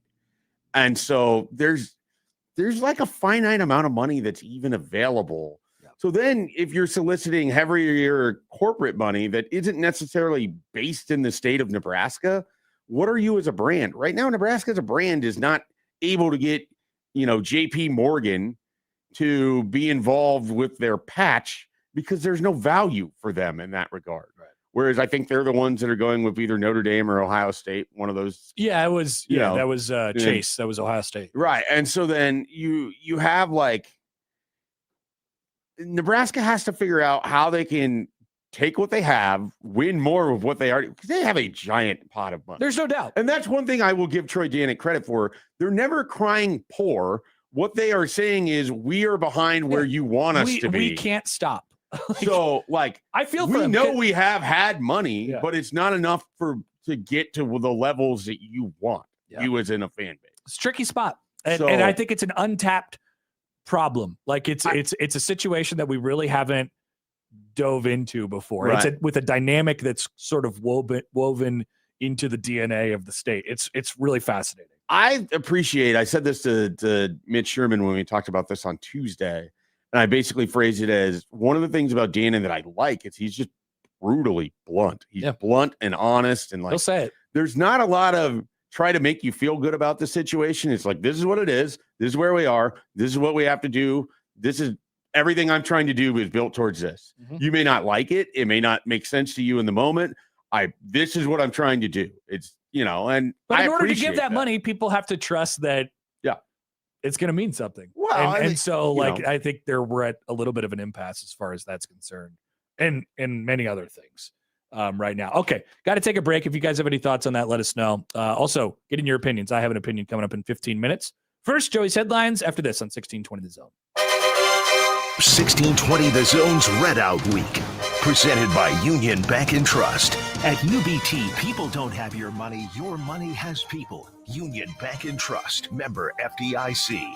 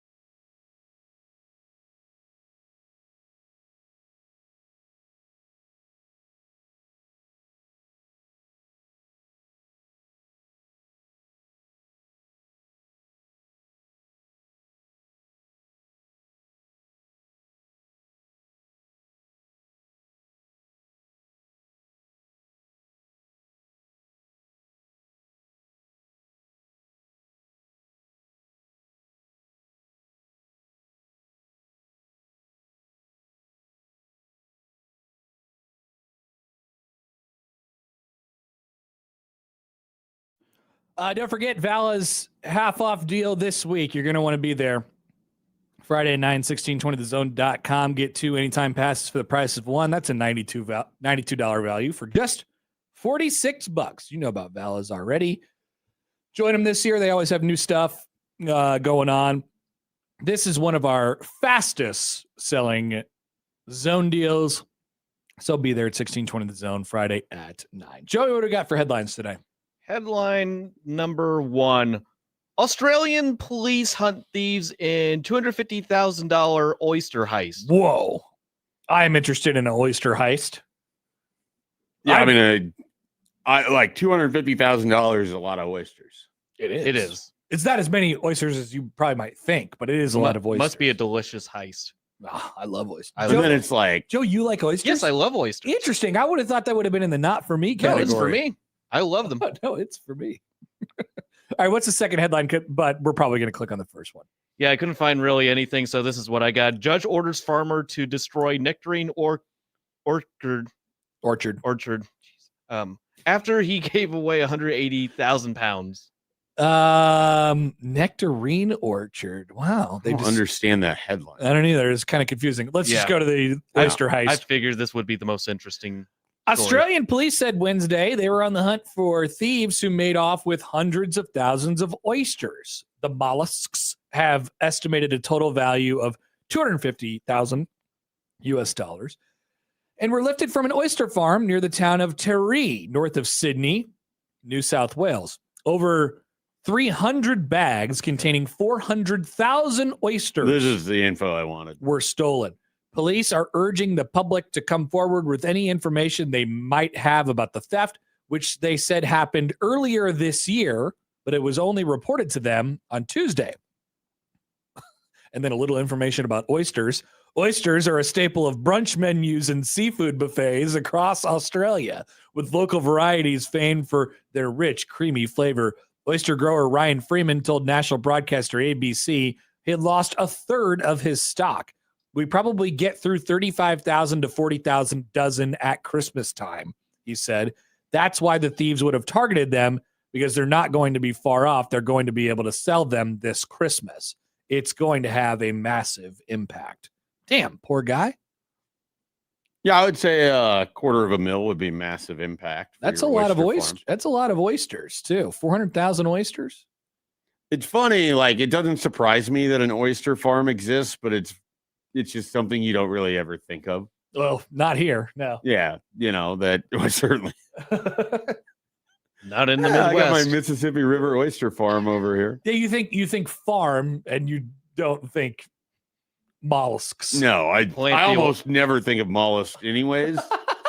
I think certainly not a farm. I think of mollusks more than you would think. That doesn't surprise me. I would imagine that you just dream of being out on the East Coast, where you can have your mollusks and your clams. What a great time! Linguine, and all of it. Oh my God! I tried to one of the last times I was in New York, we drove out that way, and I got a clam linguine, and I ended up, obviously we ended up ordering too much food, but I just wanted it all. And so we saved it. We knew that we were leaving the next morning. And I was like, I have a cooler with ice, and I'm going to try to transport this clam linguine back to Omaha. I know I have a 20+ hour drive in front of me. I got home and I took out the clam linguine out of the cooler. It didn't work.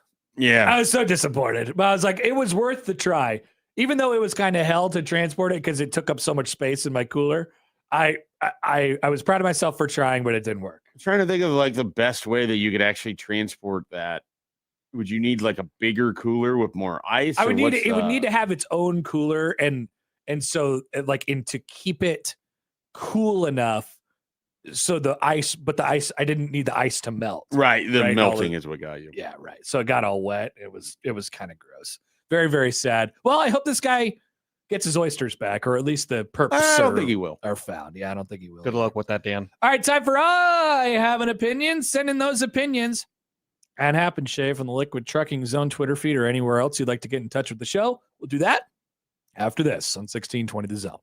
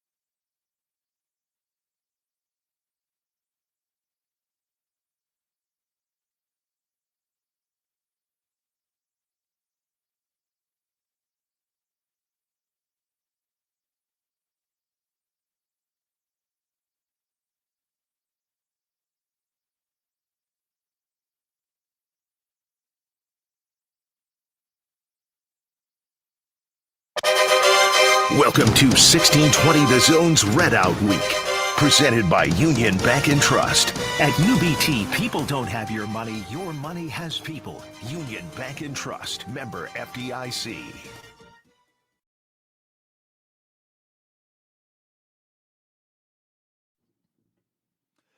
All right, it's time for I Have an Opinion. It is Thursday. It's 8 o'clock.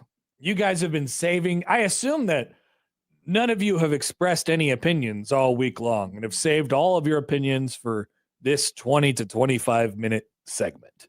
So go ahead, let them out at Happer and Schaefer on the Liquid Trucking Zone Twitter feed. You could also text them to us, 402-951-1620. Leave them in the YouTube comments. We will try to get to everything, although, of course, as always, no guarantees. Shall we go to Twitter first? I would say go to Twitter first. Okay. Might as well. Here is Kyle. I have an opinion. This has felt like an extremely long offseason. It cannot end soon enough. I don't feel like it's felt longer than other. I don't know. Are we talking about Husker offseason or sports offseason in general? I would say Husker offseason, college football offseason. Yeah.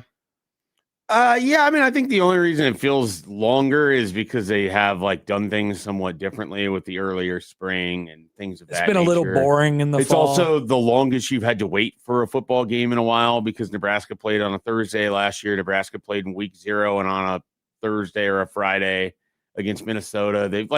This is the longest you've had to wait for a game in years. So that's added. They have kept it, though, as quiet as it's been. They've kept it pretty interesting. I mean, they made a lot of changes in the offseason. There was a lot to go through on that. And, like there was a bowl game at the end. Like I feel like there's been longer. It's always long. It's always really long. But I feel like there has been longer. Yeah. From a feel perspective. I mean, it's there's definitely been longer because you've had to wait for different things. No, I just mean from a field perspective. Yeah. Well, what I mean is like at least Nebraska played in December versus, having the 4 and 8. No, I know. Yeah, of course. Yeah. But I just mean how it feels. Yeah. And I still think there's been longer. Michael writes in, getting old really sucks. I have an opinion. Getting old really sucks. I know it's better than the alternative, which I would assume would be being dead. Or getting younger, I suppose, which seems impossible. It's fun being around people that are like maybe close to double your age or like 30 years older than you, and they're complaining about ailments and stuff, and you realize this is what you're waiting for. Meanwhile, in your late 30s, you can wake up with a crick in your neck that won't go away for 72 hours. And it's just what it is. There's really not a lot that you can do about it. Michael's got to be absolutely dying at us. When we talk about our ailments, he's so much older than us. I know. That guy. Wow. He's so much like when Matt is always talking about the things on his body that hurt. I'm like, give it up, buddy. He's 14 years younger than me, and I feel like I'm somehow significantly healthier and sprier than he is. He's always hobbling around or talking about what he's heard, or like he has been going to the tee box and working on that hip flexion. There was that one day where he used something as like a cane or something, just walking into the studio. He used an umbrella. Yeah, an umbrella. He was talking about his wrist the other day because he had hurt it playing hockey in high school, and it just swells whenever he doesn't tape it, and he plays hockey again, and he didn't tape it, and it was like, I mean, it was legitimately the size of like an old VHS tape for his arm. He's going to be in trouble in about 20 He's 24. Years. Yeah. Good luck with that, Matt. He's breaking down. already. Here's Tyrell. I have an opinion. I applaud the Nebraska ticket office for their incentives to sell tickets. They may not all be the best seats, but they've made it more accessible for me and others to take our young families to the games without breaking the bank. Yes. Shout out to the ticket deals. Yes, we've talked about this multiple times. Be proactive about it. Brings families together. That's what Nebraska football is doing. People might get to see a game that otherwise wouldn't be able to afford to. This is not a bad thing. Here is Wes on the text line. I have an opinion. 5 Big Ten teams will make the college football playoff this year. So Oregon, Ohio State, Indiana. That's 3. USC. I don't trust And USC. Nebraska, Red Out Week. Whoa. Here's my problem. Okay, so if he says 5 and one of them's not USC, like I don't think Michigan's making it. I don't think Penn State's making it. Washington's not getting in. I don't think Washington's making it. I don't think Jeremy Hecklinski's playing in a playoff game. Wow, sad. What about Hank? Hank? Well, maybe Hank is playing. I kind of think they're going to start the Hank guy. We had Doctorman on Tuesday, and he basically was like, nobody knows. Nobody knows what he's gonna do. It's like it's one of those things where everyone said that Hecklinski's performance in that open practice was significantly better, which doesn't make you feel good because So then the general like bottom line on each of them is Hecklinski is the playmaker, kind of, but possible mistake maker, and Brown is the safe option, right. But when he's been put in, has made a ton of mistakes. But it doesn't matter. Seems very Right. obvious they're going to go with the Brown guy, the Hank guy. I don't know. I think both of them will end up playing quite a bit because they're kind of, the drop off of what they had to where they're at for a quarterback is going to be severe, I think. Yeah. I mean, yeah. Gronowski gave him a lot. Well, it's just a totally different offense. It's so a different part of game. it is that. Here is Pedro. Hi, guys. I have an opinion. We have so many channels on our TVs that we forgot that we could be educated by watching our TVs. The National Geographic Channel is amazing. We don't need more fake reality TV shows. We need more true reality TV. I am just as guilty as the next guy. I am going to set up a schedule to watch the National Geographic Channel at least once a week. I hope it will change me for the better. I will still watch my football and my sports teams. I am not crazy. Thank you for that last line. That is awesome. So I don't know that I've ever watched that channel. National Geographic? Yeah, like I don't know that I've ever just landed on that as something I'm going to watch. Never watched some Planet Earth? No, I've never watched Planet Earth. I think the only thing I've watched on that channel in the past was like a Gordon Ramsay food adventure. I think it's called Gordon Ramsay Uncharted. That's on Nat Geo? That's on Nat Geo. Huh. Where he goes to different Doesn't seem like countries it and is either Nat or Geo. Yeah, it really doesn't. No. I mean, I guess he goes to different countries. That is Geo. he learns about the different foods over there, over wherever location he's at, and then he does like a little food competition thing at the very end of the show. Interesting. It has some weird premise. I'm into Nat Geo. I don't make it a point to watch it, but there will be times where I'm kind of I'm flipping through some stuff, and there will be a show that catches my attention on one of those channels. Do we still watch Animal Planet or whatever that channel is? Is that still a thing? See, I don't care that much about. I mean, a lot of the Nat Geo stuff is animals, but I don't. Animal Planet. I don't like Animal Planet. Okay. Because a lot of Animal Planet. I mean, Animal Planet is like 65% dogs. Okay. And Connor is not a dog. Why would I watch a dog show? Yesterday was National Dog Day. What do dogs do? I like frolic and play. I guess they live in your house. Why sleep. would I watch a show about that? They I annoy don't- Connor. Oh, go ahead. No, I said they annoy Connor. They do. My biggest issue here is I just don't have the television on unless I'm purposely watching something. Okay. So I'm very rarely ever the guy who's surfing channels because I'm never usually sitting there looking for something to watch. Sure. I've usually gone in with the intention of I'm watching this, and I've never gone in with the intention of watching National Geographic. Have you? But is this only a streamer Schaefer thing, or is this an No, all-time? this has always been this way. Okay. Like I'm not. Because it definitely changed for me in the streaming world. I used to just sit there and be a channel flipper and just go through, look, the Born Identities on TNT tonight. I guess I'll watch that. That's still the case, by the way.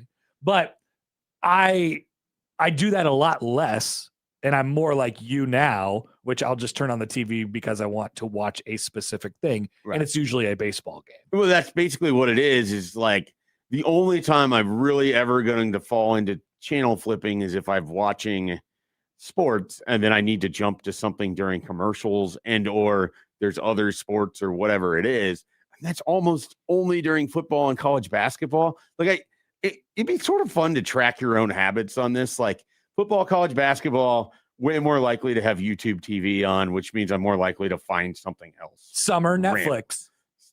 When we get past like the end of the NCAA tournament, MLB TV is basically one app that I watch. MLB TV to the HBO moon. Max, Netflix, and maybe like one other one. Yep. Otherwise, nothing else ever comes on. Yeah. YouTube TV maybe comes on if it's like, the home run derby and the All-Star game where They're the on All-Star game Netflix was They're on now. Netflix now. yeah. So The like, All-Star game was not. so it's just a way that I watch TV is, No. but it's been like that for years. Like it's not like a new thing for me. Here is Zeke. Hey, boys, Zeke here. I have an opinion. Calling the ice cream man the ding ding man justifies the stigma that's out there that all ice cream truck drivers are perverts and are up to no good around children. That's not true. No. It does not do that. When you hear the ice cream man is coming, you run toward the truck. When you hear the ding ding man is coming, you should run away. Far, far away. Disagree, Zeke. Bad opinion. I never thought about that until they brought it up yesterday when I was listening to this segment on Sports Psychotic. They were talking about, the ding ding man. No, You know I what just I think of the of? bell. No, I just think they're the ones who I are hear the always bell. talking about Mr. H and stuff like They that. are Why always- would we listen to They what worked they say? Mr. H and Nazis into Yeah, they were conversation talking about yesterday. The Hindenburg. which was worse, the Hindenburg or the Titanic or something. No, which one would you rather have been on? Which they ignored. I'm glad you brought this up because they ignored the like they were just talking about what it would be like to die on each Sure. of them. Burning- You could live it like at a certain point, you're just boarding the blimp and you're boarding the boat. The You're- boat sounds awesome, burning alive on an aircraft carrier or but it happened pretty aircraft, fast. yeah. That's the point. yeah, or freezing in a But sunken I'm boat. not thinking about the death. I'm thinking about the life. The life, you get on the boat. It's a luxurious boat, unless you're in steerage and you're dancing downstairs with Rose that one night. You wagging your finger saying, I'm not thinking about the death. I'm thinking about I'm the thinking life. about the life. I'm thinking about the life. Yeah, that's vintage Connor Happer. And right guess there. what, Zeke? Ding Ding Man has nothing to do with ding dings. Okay. So get your mind right. Get your mind out the gutter. Here's Dan. I have an opinion. The lady that works at the gas station keeps asking me for all of my money. I think it's hilarious. Hashtag reverse robbery. What's that in reference to, Joey? Why are you laughing? What's funny? No, I just thought it was a funny statement. The lady that works at the gas station keeps asking me for all my money. She pulling a stick up on you? Is this when they ask, do you have rewards points? I don't know that I understand this. I need more information. Lady that works at the gas station keeps asking me for Is it a all my riddle? money. She's she's just asking you, can I have all your money? That's a wild move for the gas station attendant. Yeah, I guess. Lady. Hashtag reverse robbery. Okay. Let's see. I have an opinion from John. If Indiana loses to Nebraska, which Connor has guaranteed, fake news, they aren't making the playoff. That is very, very likely true. Although, I mean, Indiana could lose one game in the regular season, one of them being Nebraska, and still make the playoff. They could lose two games in the regular Yeah, they season, got one of Ohio- them being Nebraska, and they could still make They the got playoff. Ohio State and USC on the schedule. They're fine. But I do not think Indiana is going to lose to Nebraska. I just think the game It's a winnable game. will be close. Ish. I agree with all of that. Okay. Text from the 402. I have an opinion. If you're going to charge me to watch a high school sports broadcast, you should at least provide an announcer or camera that follows the play. Tough. I think it's a fair opinion. I Yeah. think it's a fair opinion. If you're getting charged to watch something, there should be a camera that follows the play. Yeah. Yeah. Yeah, just have a camera and then you have Can't promise Local on the broadcasters. broadcast, so Yeah. It's tough. I mean, they may not be set up to broadcast. what if you're a very large $1 billion conference that has a network, but for the network, you Somewhere- charge people inside of the regions that you preside over many dollars for a service where you have students do broadcasts for free. I Does that think sound those normal? students should get paid. Actually, they probably do. They might. Yeah. I mean, I don't know if they do or not, but They're they not should very- get paid. They should probably just hire regular broadcasters, of which there are many. Yeah. There are professionals that are looking for jobs everywhere. I think BTN to go should be cheaper. I think BTN to go should have better broadcast standards. Well, that too, but Yeah. in lieu of that, make it cheaper. Here's Jordan. I have another opinion. Oh, look. So I have two opinions. I have an opinion. If you don't like dogs, you're the problem. I don't not like dogs, for the record. You just like some dogs. I just don't want to watch dogs on Animal Planet. Sue me. I don't want to sue you over that. I think it'd get thrown out. Okay, good. The Puppy Bowl? Are you into that crap? Get out! I have an opinion. The Puppy Bowl is a piece of crap. Time. Like if it was on the television directly in front of me, and would I watch and smile for a little bit? I'm sure I would. But would I sit down and build an afternoon around the Puppy Bowl? No. You would never do that. Of course not, because you're a normal person. Jordan's other opinion is this. I don't think half the people that drive in Omaha know that you can get through on Dodge Street even if you don't take the expressway. Ooh, that's interesting. Do you think that's true? So what Jordan is suggesting is that if the expressway is loaded, you could just not take the expressway. Yes. And still get through to the other side. Yeah. Which you definitely can. Which is absolutely true, yes. I have done it before. It's called Dodge Street. Yes. I have driven Dodge and not just the expressway. But then you have to deal with like the 6 lights that are in between 108th and 120th. I know that I can. I just think the expressway is faster. Of course it is. But what if it's not? What if it's broken? Well, then I guess you have to take Dodge. That's going to really slow things down. It really is. That's why they built the expressway. Yeah. I didn't know. I didn't know that people didn't know that. Let's see. There was a couple of YouTube comments that I think we could get to here. Tommy says that the guy with the gas comment is just saying that gas is expensive. That's what gas comment? Well, remember the lady, the gas station lady wants all my money. Oh, he's just saying that gas is expensive. That's not how I think about buying gas. Yeah. I just buy gas. I don't pay anyone for my gas. You've talked about this. So you don't think about how much it costs. Well, no, not that. I just mean like I can't remember the last time I paid a person to get gas. Well, yeah, because you just use your card at the machine. Yeah. Joey, how do you pay with your card at the pump when you get gas? Yeah, I do that. When's the last time any of you have paid someone to get gas? When's the last time you said like 20 on 12? You know? I hate that. I absolutely do not want to pay in advance of then getting the gas because I have to go in there, give them money, try to estimate how much I need to do it. Right. I hate it. I would rather just pay at the pump. I think the last time, it was when me and a group of guys went down to Arkansas for UNO Arkansas baseball. We were on our way back. I think it was at the Platte City QT. Hell yeah. We all split the cost at at the the pump. So you went in there and you threw the money and said, here's how much I need. Okay. Yeah. Here is Blue Jay on YouTube. I have an opinion. I just got back from a week-long vacation in Duluth. Is one of the most beautiful cities in the United States. Beautiful city. Duluth, Minnesota. Yeah, I can beautiful cities. Vouch for this opinion. The drive, if you come up from Minneapolis, it takes you through. I don't know if that's interstate or not, Joey, but I-35. It takes you through like heavily wooded forest area, and then you come out and you're just hit by this stunningness of Lake Superior, and then the rest of Duluth is built around it. It's a pretty cool place. Yeah, I've been wanting to get back for years. I just haven't done it. Here's nobody. I have an opinion. Nobody is obligated to rewind the game for you just because you missed a play when you went to grab a beer, and nobody is obligated to rewind the game because you recognized a face in the crowd. I saw him say this, that he hates watching games with other people because sometimes this happens. This has never happened to me. No one at a Super Bowl party or a watch party has ever stopped the game because they thought they recognized someone in the crowd.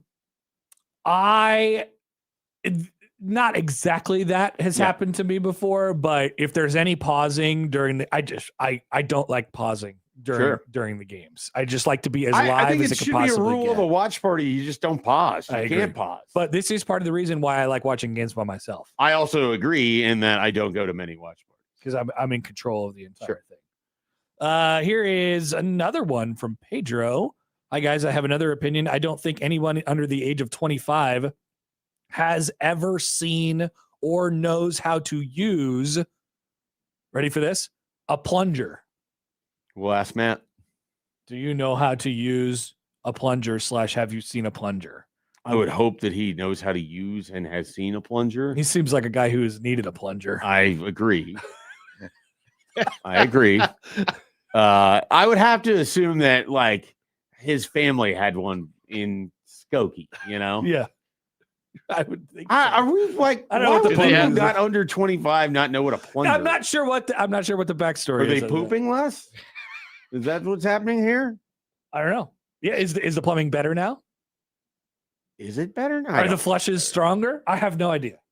Low flow toilets? I have no idea. Rattlesnake Ron follows up on the BTN Plus thing. Oh, I'm sorry, Connor. Is the Rutgers 1985 camcorder and one student announcer not good enough for you? That's right. It is indeed not. Jason writes in, I have an opinion. If BTN Plus is going to hire not students, they should hire me.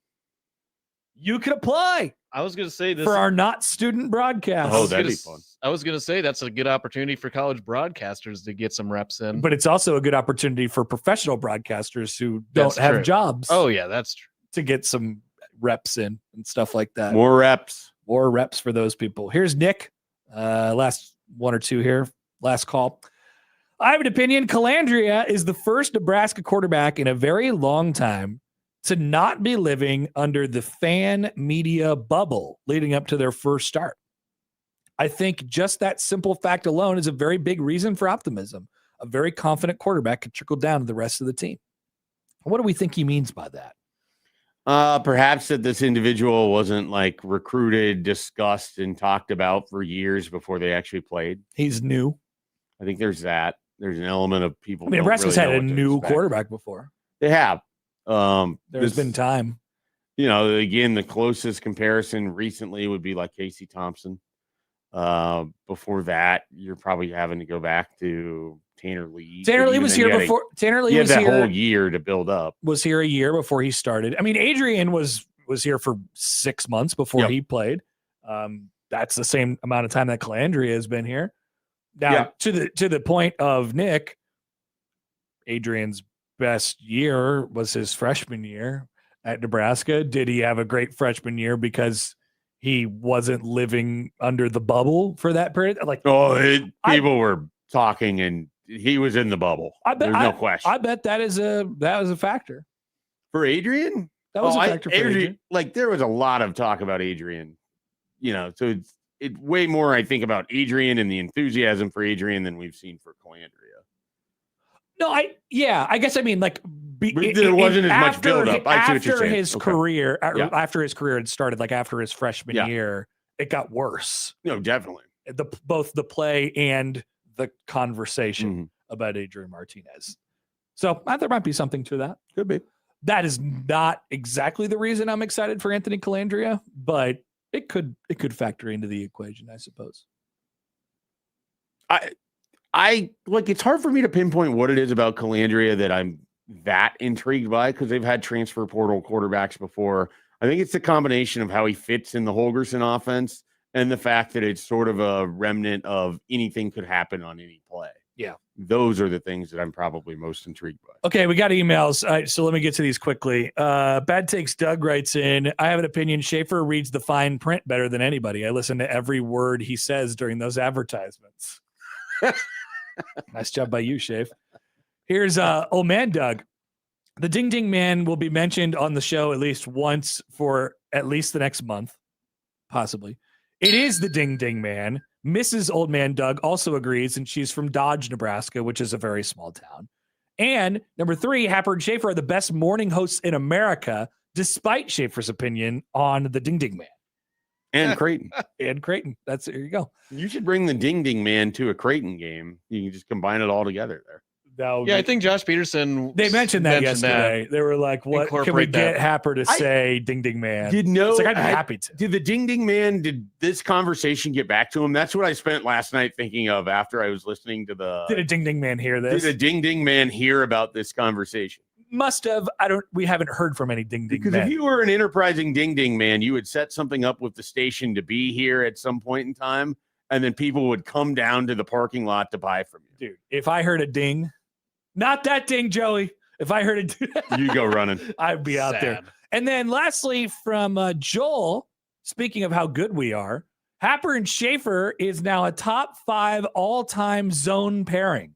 Are you ready to hear the top 5? How many are there? There is at least 5. Okay. Top 5. Number 5, Sharpen Betting. Okay. Number 4, us. Okay. Number 3, Severe in Betting. Okay. Number 2, Schick and Nick. Okay. Number 1, Kevin and Michael. All right.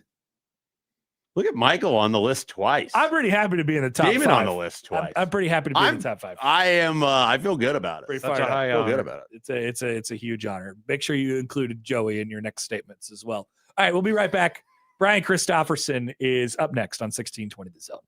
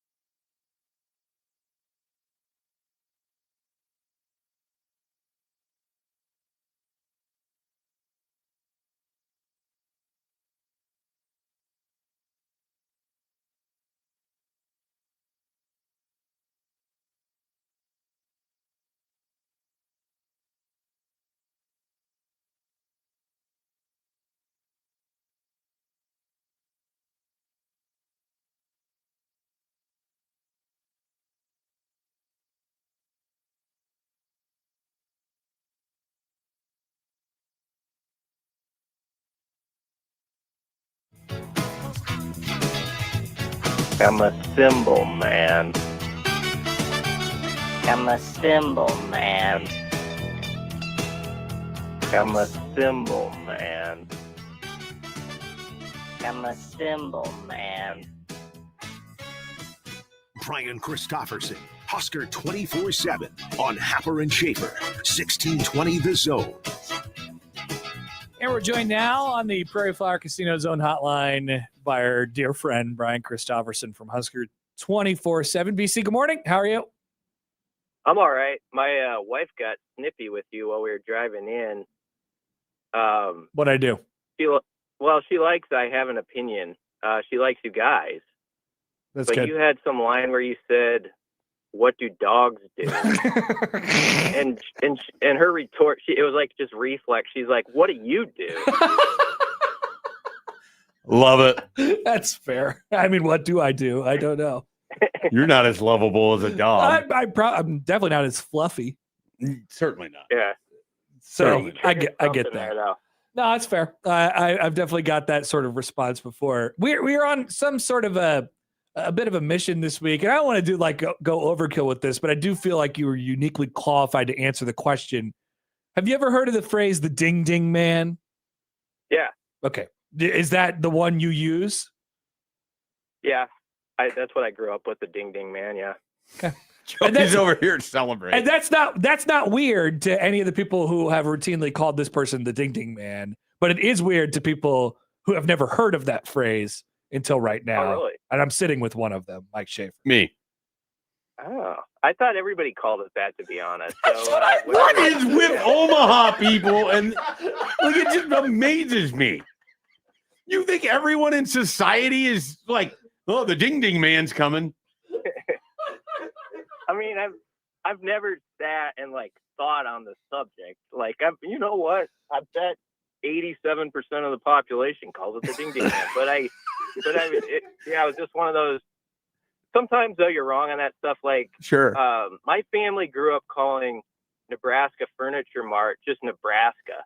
Like my mom would say like, I'm going to Nebraska or whatever. And there was a couple other people I knew that did it. My in-laws do this. I remember BC telling me this, and then I start dating my now wife, and they do the same thing. So like, I don't know if that's like a small Omaha. I never did that. I don't know about that one. Yeah, I think that's an example where a few of us have done it, but it's like, oh, that's part of our culture here. Everybody calls it that, and then you realize like you're only part of like 12% that actually does that, if that even. We called it Furniture Mart, and now it's NFM. And you've never just called it the Mart. I never called it the Mart. I never called it Nebraska for sure, because I never heard of that one. But we've talked about this before, and I was like, huh, that's odd. Never heard of that Omaha-ism. But yeah, the ding ding man, apparently.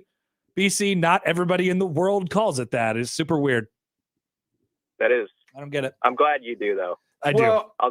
So here's the other thing we've been asking people. Let's say that you hear this dinging and you decide to go outside and get yourself a treat. What are you getting from the ding ding man? I don't know. I think maybe only once in my life have I ever got anything from the ding ding man. But intuitively, you've called them this, cones, right? They do snow cones? Oh, yeah, they got snow cones. Oh, yeah, with the little gumball at the bottom? Yeah, it'd probably be that. But I don't know. Have they, like, upped their game, like, in the last 20 years? Have they, like, added new things to the menu? I don't know. I've probably only made one purchase. I just didn't have a lot of cash on me growing up. You know, like, it's like, and I don't know. I didn't execute that enough. You got to go in and scrounge up your quarters and give them over to the ding ding man. All right, so we had a theory this morning that we just talked about in our I Have an Opinion segment. I know maybe you heard it. It was at the end of the segment from Nick talking about how Anthony Calandria, he was excited about Calandria because he hadn't been under either so much scrutiny or there wasn't this big like hype train factor with him. He kind of comes in as a blank slate Nebraska football quarterback. Like he is at the start of his Nebraska football quarterback journey, which of course I always say, BC, you either die the hero or you live long enough to see yourself become the villain. He's at the start of this. Does that impact the way you feel about him going into the season, that he hasn't been super micro analyzed yet? Like, could that help him in any way, shape, or form? It might. Now, Calandria would say he didn't say a lot the last time he was up front before the media, but he said, I don't pay much attention and I'm good at that. Now, everybody tries to say that. Some can actually pull that off where they don't hear all the critiques about them. But maybe he's sort of built that way to sort of just like you go out, you perform, you're able to kind of put the phone down and not pay attention to everything. I don't know though, to that question, I don't know that it's going to help or hurt. It seems like it's maybe a leap to say that. It's just going to come down to it's a fascinating situation where you have a quarterback who Rule talked about it last night, wants to make a play every play. That's, I think, intriguing to a lot of Husker fans, and they're curious to see what that looks like. But is there going to be a heavy tax on turnovers when you do that? It's going to come down to those split decisions where do you try to force that one pass in and maybe you hit it, or it ends up a pick the other way. And so I think that the hype has been growing though a little bit the last couple of weeks. Yep. I think people are kind of like getting into their football mindset around here. We've been maybe a little bit slower than past off seasons, and I bet that's what the person might be referring to, because I think that's true. Like, I think in the spring and maybe even the summer, like, he kind of avoided some of the buildup that follows somebody for a more fuller off season.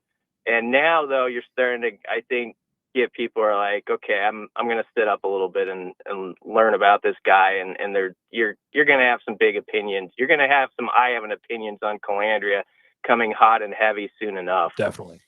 BC, this would normally be a Brunts related question because it involves the tight ends, but I will ask you, do you think one of the byproducts of Nebraska potentially stabilizing its offensive line is that we see Luke Lindenmeyer more involved in the pass game?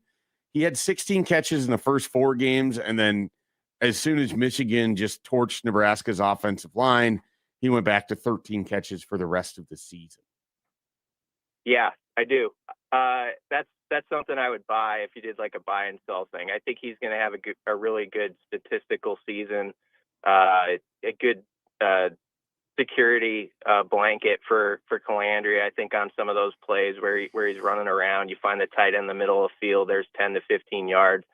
And I know Lindenmeyer, I talked with him about this at media days, has put a lot of emphasis on the run after the catch and spent his off season really working on that. He's had Jamar Mosey works with those tight ends some too, and has put a lot into it with him. And so has Isaiah Mosey, who I think is one of the better guys after the catch on this roster. So I would bet on Lindenmeyer having a good statistical season, no doubt.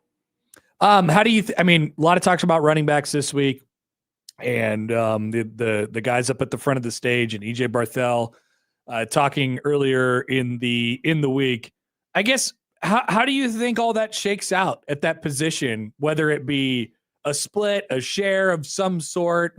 This is kind of the one position where I don't really have a great feel of how it's going to happen or what's going to happen, and it's really been that way all offseason.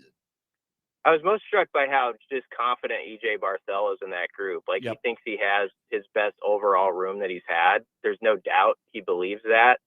And now it's their chance to prove it. As to your question, I think it's the one where we've kind of just been, circling around, and it's always sort of the same answer where it's like, there might be a guy who's like gets the first 3 carries against Ohio, but that doesn't mean he's going to be the guy who is that person against Indiana. And so I really think this is a case where it matters, like how they sort of have divvied up the pecking order going into the season. Like, it tells you like what they thought of camp and all that stuff. But I think when you listen to the coaches and I think the players know this, it's going to come down to you get in those games, who's that guy first off, who can handle pass pro, but then the big thing to me is always like, who's that guy who gets like the 2 to 3 extra yards on a play where maybe it's nothing, but he gets you to 2nd and 7. You know what I mean? Like, he really helps you out in that way. And then the other big one, Emmett gave some of this last year. There's no doubt about it. But there was sort of a drought for Husker running back early in the rule era, I felt, where there might be a well-blocked play, but the back would get tackled after 6 yards because he couldn't make the second-level guy miss. Like, he would always get tripped up. Like, Dowdell had this problem. Like, and this is, like, he was a good back, but he had some plays where you thought, oh, that could go for 50 from the press box, and he'd get shoelaced, and it would end up being a 9-yard play. So is there someone in that room who has that ability, sort of that special talent to step over those and make those explosives really go? That's what's really going to be interesting to watch, that part. And they could only know so much, right, guys? They've had 2 live scrimmages. They only get 9 full padded practices by the rules now. And so in a way, you're a little bit limited, even as a coaching staff, and sort of how guys respond to all the contact as much as you try to bring it into your camp. All right, BC. Well, we're almost home. We're almost there. It's basically it's Redout week, so I would call it game week, basically, for us. So we appreciate the coverage all off season long, and look forward to continued conversation. Next week, we'll talk about what you know about the Ohio Bobcats. Exciting. All right. Thanks, guys. See you, Brian. That's BC, Brian Christopherson from Husker 24/7. Great coverage for him, as always. Quick break. We will round out the 8 o'clock hour with a little volleyball talk. It's volleyball season around here. It is. It's time to see if they're going to get the thing done this year. It's time to go to Jarrow World. Jarrow. And apparently, Miss Sherman just put out a story on The Athletic. Make lots of money as well. The volleyball team? Yes. Oh, yeah. Back after this on 1620 The Zone.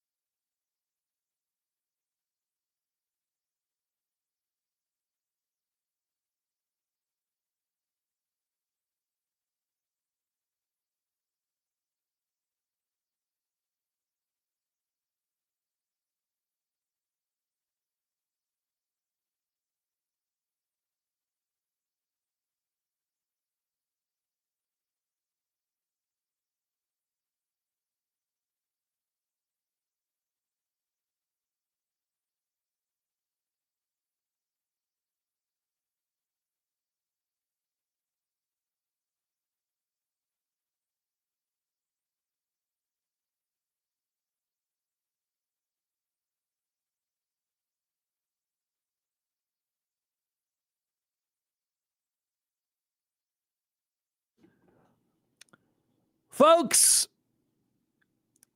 it's volleyball season, and the volleyball season unofficially begins this evening when Hooray! Nebraska volleyball has Florida in the Spikes Under the Lights exhibition. It's an exhibition. But if it's an exhibition with $1 million potentially at the end of the rainbow, is it really an exhibition? This is why I'm kind of fascinated by how they choose to go about things here. Like, I would think that it's gung ho. Yeah, but I want $1 million. Right. I agree. I'm just fascinated. Do they work people in? Like, is this just I'm really interested in how they approach this, because if it's an exhibition, generally you're trying to get different people in and doing different things or whatever. Think it's gonna look like if that. it's are you just rolling out your top line and that's what it is? I don't imagine there will be a lot of time for screwing around. I mean, it's a best out of 3 sets. Well, and that's the other thing. So you're cut down. So you're gonna have less time to even put people in. I am a little concerned. You just go win your 4 sets tonight and you're just done. Yeah. I think that's the hope. Yeah. I am a little concerned about what this will look like as a television product tonight. I don't know what this is going to all entail. Where is this? It's at Jerry World. What channel is it on? It's on TNT. TNT. Okay. Yeah. Starts at 7, I believe, tonight. 7:00 is Nebraska and Florida, and then the other one is Penn State and SMU. SMU. And I don't know what time is that directly after. I think it's directly after, and then the winners meet. Yep. In the finals. Or do you intend to watch this? I think so. Yeah. I think so. I don't see a reason why not. Yeah, it'll be on our. I'm curious to see how many people are there and just what it's going to look like in general. Like, because it's a massive, obviously, dome stadium for football. Like, I want to see what it looks like for volleyball. It's obviously going to be a little bit different than the outdoor. It's in Dallas too. Like, it's not like. Are they not going to have fans on field level? I don't know. They had in I don't Lincoln? know. I saw the setup, and it didn't look like they were going to have it on field. Fans on field. It seemed so they're like just going to be seated up, which will make everything seem low. Yeah, unless they built grandstands right off the. But I didn't see that in the setup. I mean, I can't imagine there's more than 20,000 people there. Like, that feels maybe excessive. The thing is, I didn't know what number you were going to say, but any number that you said, it's like, well, I mean, it seems like it could be more than that, right? But also, that's a lot of people to go watch volleyball. Yeah. In a state where I don't, Texas volleyball is big, but I've never heard anyone, no one has ever from Texas ever talked to me about Texas volleyball. Never. In my life. Not about SMU either, right? Certainly not about SMU. That's the full question. Has anybody from Texas ever talked to you about SMU volleyball? I have had conversations about SMU football and what a great thing that was in the 80s. That's fun. No, otherwise, no. Volleyball has never come up. Yeah. The more I think about it, I don't know that volleyball has ever come up where it hasn't been you tell someone you're from Nebraska and then they bring up Nebraska volleyball. I think that's basically it. Probably not. Or they bring up Which football. might explain why they're beginning their world tour tonight. Or they bring up football and you're like, actually, no, it's not football anymore. It's volleyball. Or if they bring up football, they're like, yeah, they used to be good. People forget. Like, yeah, they did used to be good. How old are you again? Yes, they used to be good. Then a day off tomorrow, no matter what, before officially starting the season against UNLV on Saturday in Las Vegas. Creighton will get Purdue. So 3 top 20 teams this weekend for Creighton, by the way. Ooh. Which is what are they ranked? 13. 13. So 13, and they play 9 Purdue, 14 Minnesota, and 20 USC. The USC match was kind of added in. USC wanted to join on and get an extra, match out of it, and Creighton stepped up to the plate because they're playing a Big Ten triangular. They are playing a Big Ten triangular this weekend in Big Ten country as well, and it's in Sioux Falls. They'll also have, of course, the Nebraska match coming up in a couple weeks, and then get a visit from Texas A&M in a few weeks as well. And the non-con is just loaded for them. It's so fascinating because they know how important these matches are and how much they have to win a couple of them in order to play at home in the postseason or play at home for 2 rounds in the postseason.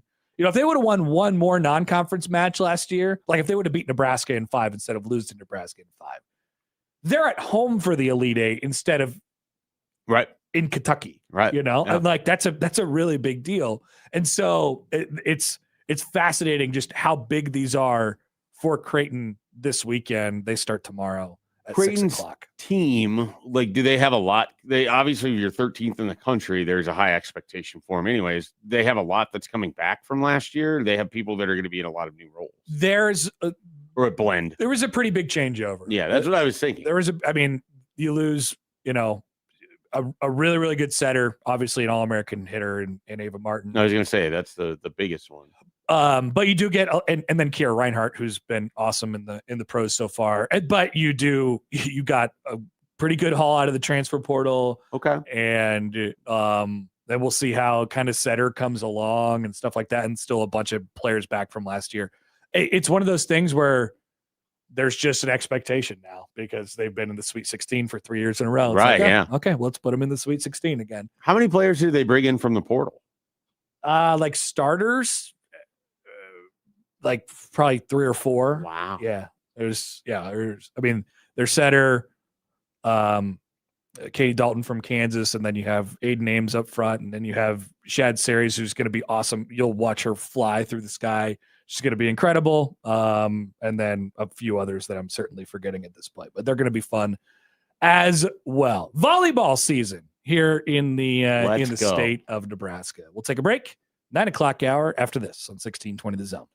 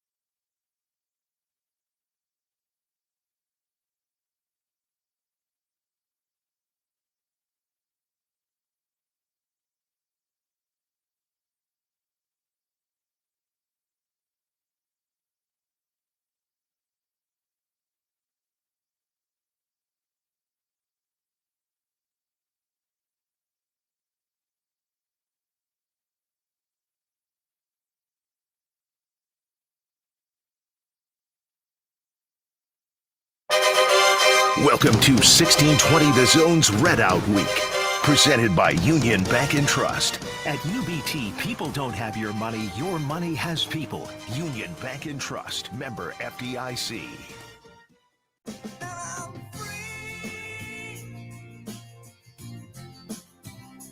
Free falling.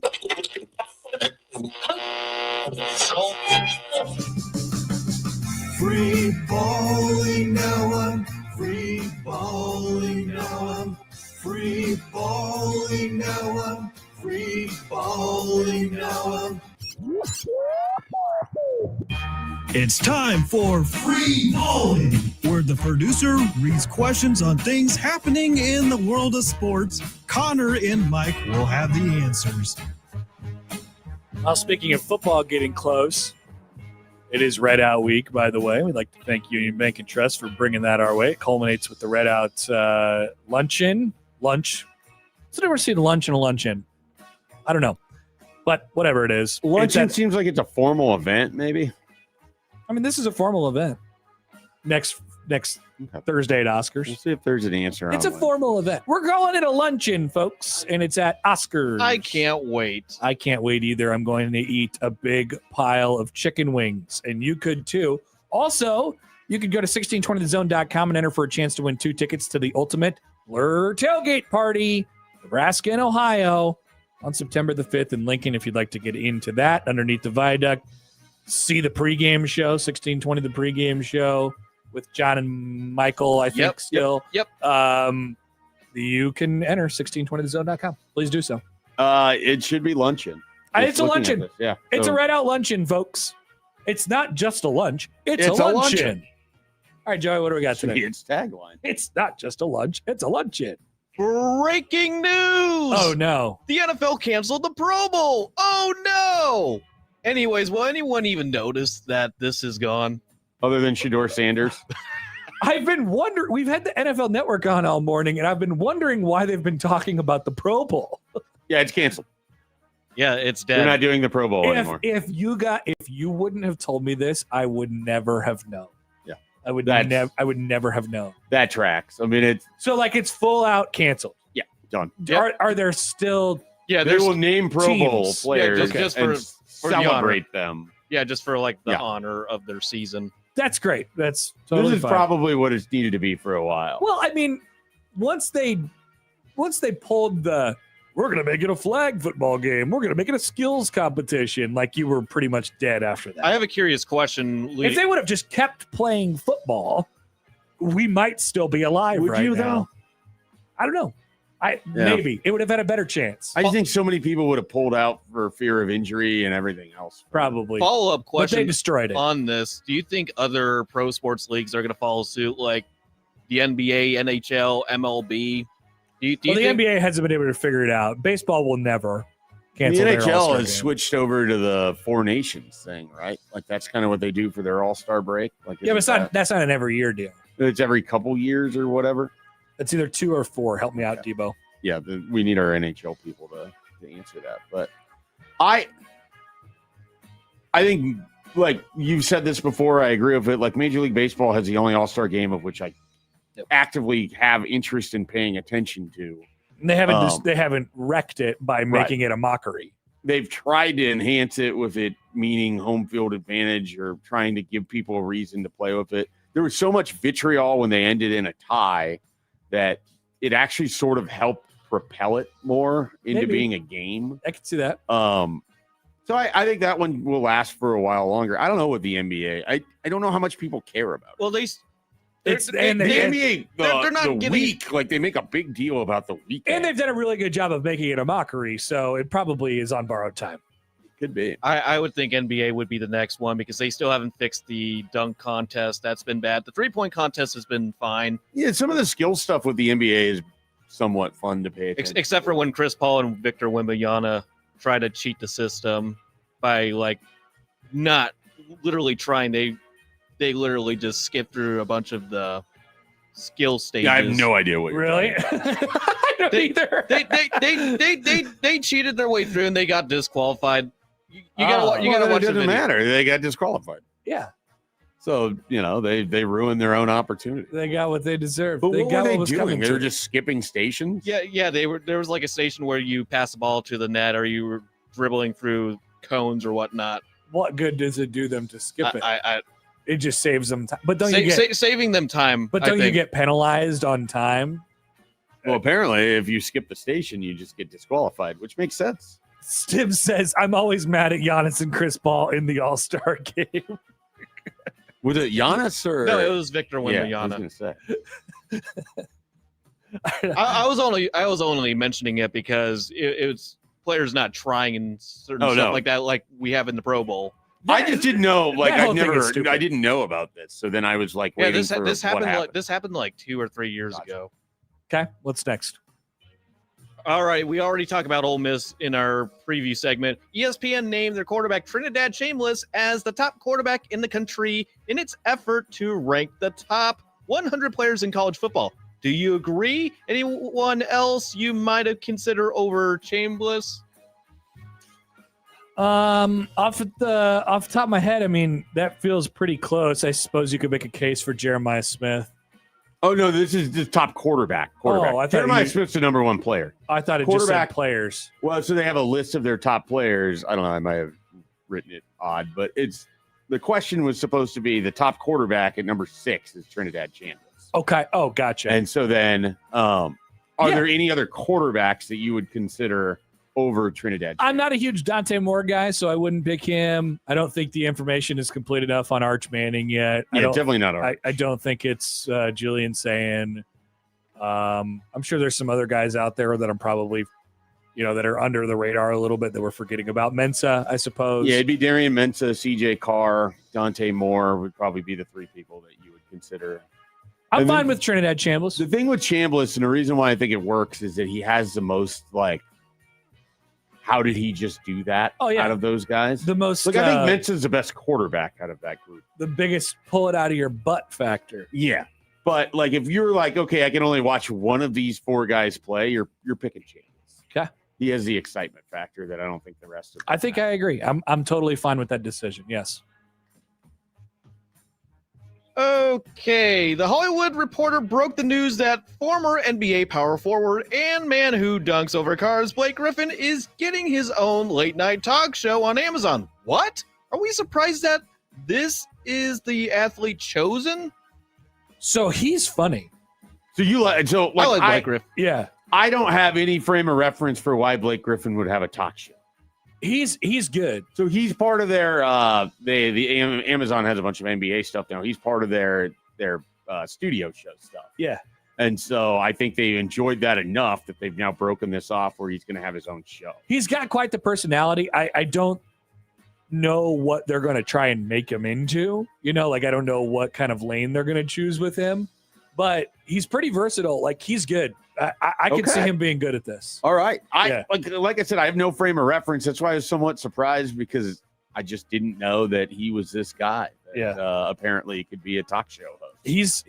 I think he'll be pretty good at it. He's pretty personable and, definitely all of that. Okay. Definitely. Kind of Would like you James watch? Winston. I don't he is my type of, he is what I want in he a has media bits? personality. Yes, a little bit, but he doesn't take himself too seriously, which is the main factor in when I'm watching someone on TV, what I want out of them. I've told you Please don't think you're that cool. Have I told you the Blake Griffin Nebraska story? I don't know, maybe. So he comes here as part of 2008 Oklahoma, and they're playing at the Devaney Center. It's the heyday of me going in the red zone, so I'm down there, basically first, second row, whatever. And he's shooting free throws, and this guy has been heckling him all game from the student section. And there gets to be this really quiet moment, and he just yells out of nowhere, "Hey, Blake, you going to fly back to Oklahoma with those ears?" Because at that point he had the really close, so his ears just sort of stuck out a little bit. Nice. Nobody really reacts except his brother, is trying to stifle back a laugh because his brother's playing with him. He's standing down there, on the block. He's trying to fight back a laugh. His brother finally just blurts out a laugh to it. Everybody else starts laughing. That's great. Blake just like turns his red as sort of his hair color at that point in time, but then he starts laughing. I love it. The official is like kind of chuckling as he's giving him the ball. It was like one of those really cool moments that wouldn't be picked up unless you happen to be like right there. It's a good And chirp. I've always wanted to meet the guy who I never knew who yelled it. What? But would you fly back to Oklahoma? Are you going to fly back to Oklahoma with those years? Then Nebraska won the game. What was Blake Griffin's brother's name again? Taylor. Dang it. I was gonna say Robert. No, but that's not right. It's not related. him. I remember him having a brother, and I'm like, oh yeah, he did have a brother. And then I went with like Brooke Lopez and Robin Lopez, and that's not it. No, it's Taylor Griffin. Taylor Griffin. Yeah, I remember that guy. But I will always remember that moment because it was such a slow, like he's trying to fight it back, and then he laughs, and everybody's comfortable laughing at this because his brother's now laughing. Good. We love a good chirp. We do. A good-hearted chirp anyway. All right, Joey, one final one. Yep. We all love new rules, don't we? Yes. So there's new NFL rules in place that could result in players being suspended if they get 3 of these penalties, which include This is in the season, so it's season long. It carries over. Okay. So one of them is hip drop tackle, another is horse collar tackle, launching, hit a defenseless player, or a blindside block. And this is instead of getting ejected from the game if you get. Well, the NFL has no ejection rule. Okay, good. So what they have now is effectively if you get 3 of these in the season, you're automatically suspended for a game. And if you only get 1 of them, the fine that you pay on the penalty that you have, you get 50% of that money back at the end of the year if you don't get another one of these. That's interesting. Yeah, I think 3 is It's a like pretty a weird decent reward system out of this. 3 is a pretty decent threshold because you can't have 3 of them on accident. You could have 1 of them on accident. You could maybe have 2 of them on accident. You probably can't have 3. I'd like to see the case for that, I suppose. But there are guys who have a reputation of hip drop tackle guys and horse collar guys. It feels like this is the way the NFL is choosing to try to tackle targeting without it being the college football model. Yeah. I mostly kind of like it. Stibbs writes in, he says, I am anti-auto suspensions. Yeah, like I think I'm against that on principle, but once again, I just like if you get 3 of them, feels like a lot. It'll be interesting to go through the season how often. It just feels like you can't get that on accident. Maybe the number should be higher. I don't know, but it feels pretty close. We'll see how it plays out. All right, Joey, thank you. Those are today's topics that we may not have gotten to elsewhere on the show. When we come back, we're talking about those college quarterbacks and college football players at large. Max Olson is the perfect guest for it. He'll join us on the other side on 1620 The Zone.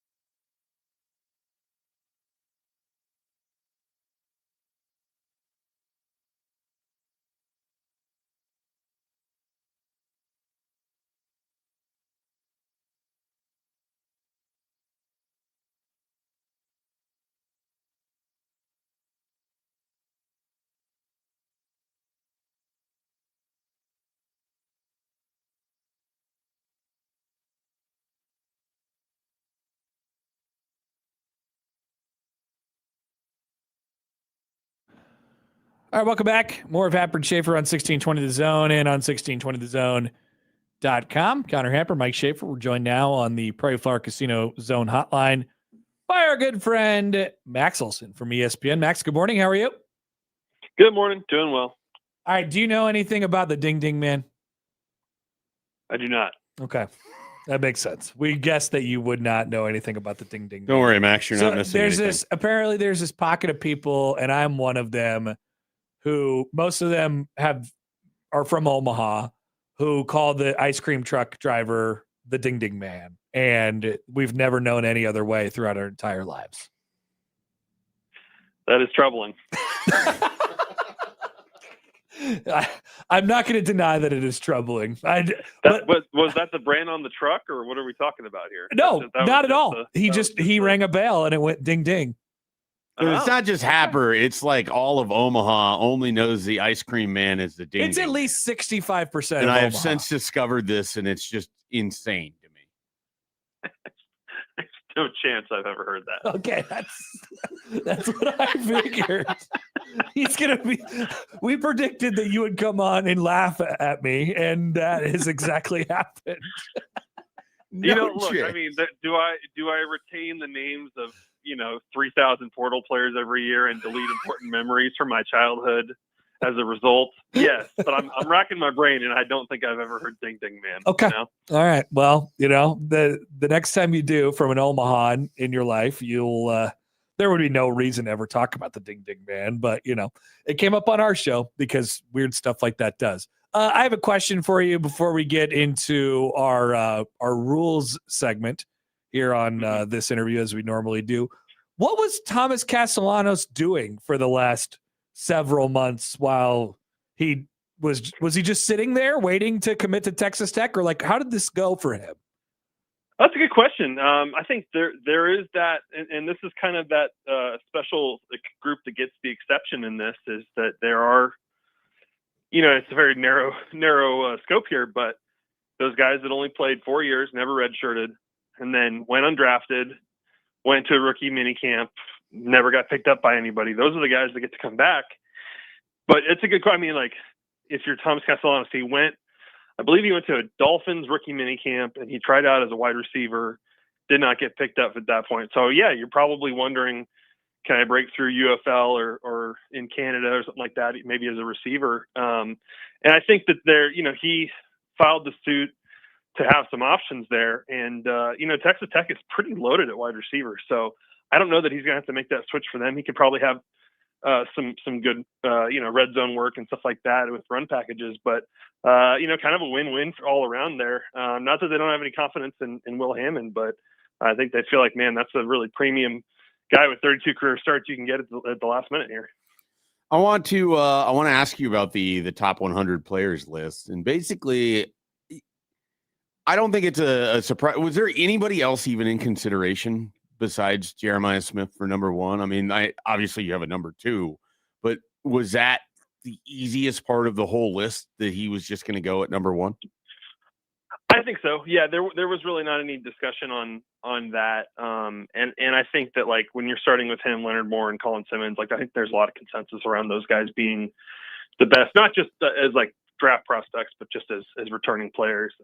It is funny. We were up in Bristol a couple weeks ago, and the group of guys I was with that put this together, we were all in a conference room, but I was in a meeting before, and I showed up late, and I came in and they'd already done the first 15. And I was like, oh my God, what has happened here? What did you guys do? Because there's a couple picks that I was just like, wait, how did Mayava get in the top 10? I'd like to object, please.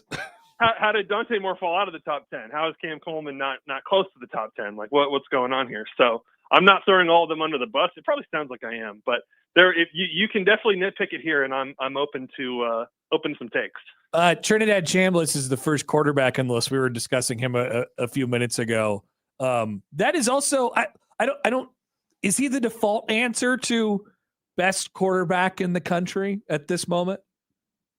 Yeah, it seems like people are kind of coming to that when they do their preseason All-America teams and stuff like that. One of my colleagues went with Julian Sand for preseason All-America. I think I probably would go Trinidad or Dante if it were just totally up to me. But I think Trinidad being the first QB makes sense. I think the ESPN list has maybe four or five QBs in the top 10, which I think is I think it's a great QB year, but I feel like that's a little rich for my blood, especially if you're leaving out like Dylan Stewart and Cam Coleman and just some of these like total freaks. But the QB order, even if you did agree on Chambliss first, I think the rest of the top 5 there, you could come up with a bunch of different combinations, and our group was lower on Dante and they're lower on Arch. Yeah, for the record, it goes Chambliss at 5, CJ Carr at 7, Julian Saint at 8, Jade Maava at 9, and then Dante Moore at 11 on the list. So that's your top 5. That feels. What do you think? Like, what would be, if you, just off your guys' head, like what would be? I think Darian Mensah should be higher. Yeah, Mensah was one. Is an interesting guy that got sort of left out. I would default to Chambliss at number 1. I could definitely see the case most for, exciting. I could see the case for CJ Carr too.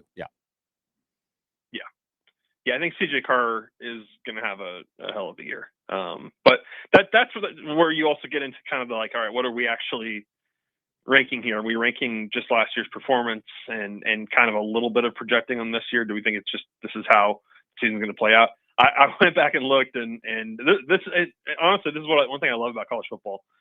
If you look at ESPN's top 100 players from last year's preseason, and then you look at the end of the year top 100. There were 72 new guys in the end of year top 100. That's awesome.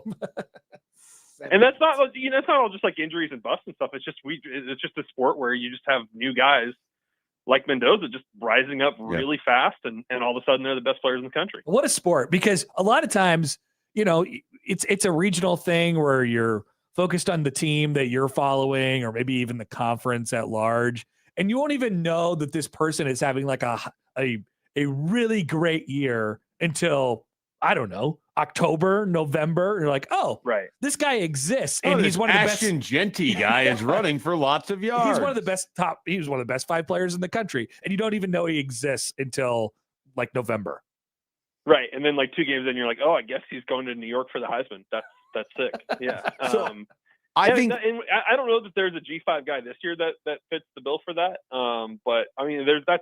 I think we saw that last season too. Like within a couple games, you're like, oh my God, Kewan Lacey's like unreal, and he had never done anything in Missouri in his 1 year there. So, that's the fun of this. Is within a couple weeks here, we're gonna, and maybe Nebraska will have some of them too. But very quickly we'll be saying, okay, wow, this guy was not on the radar.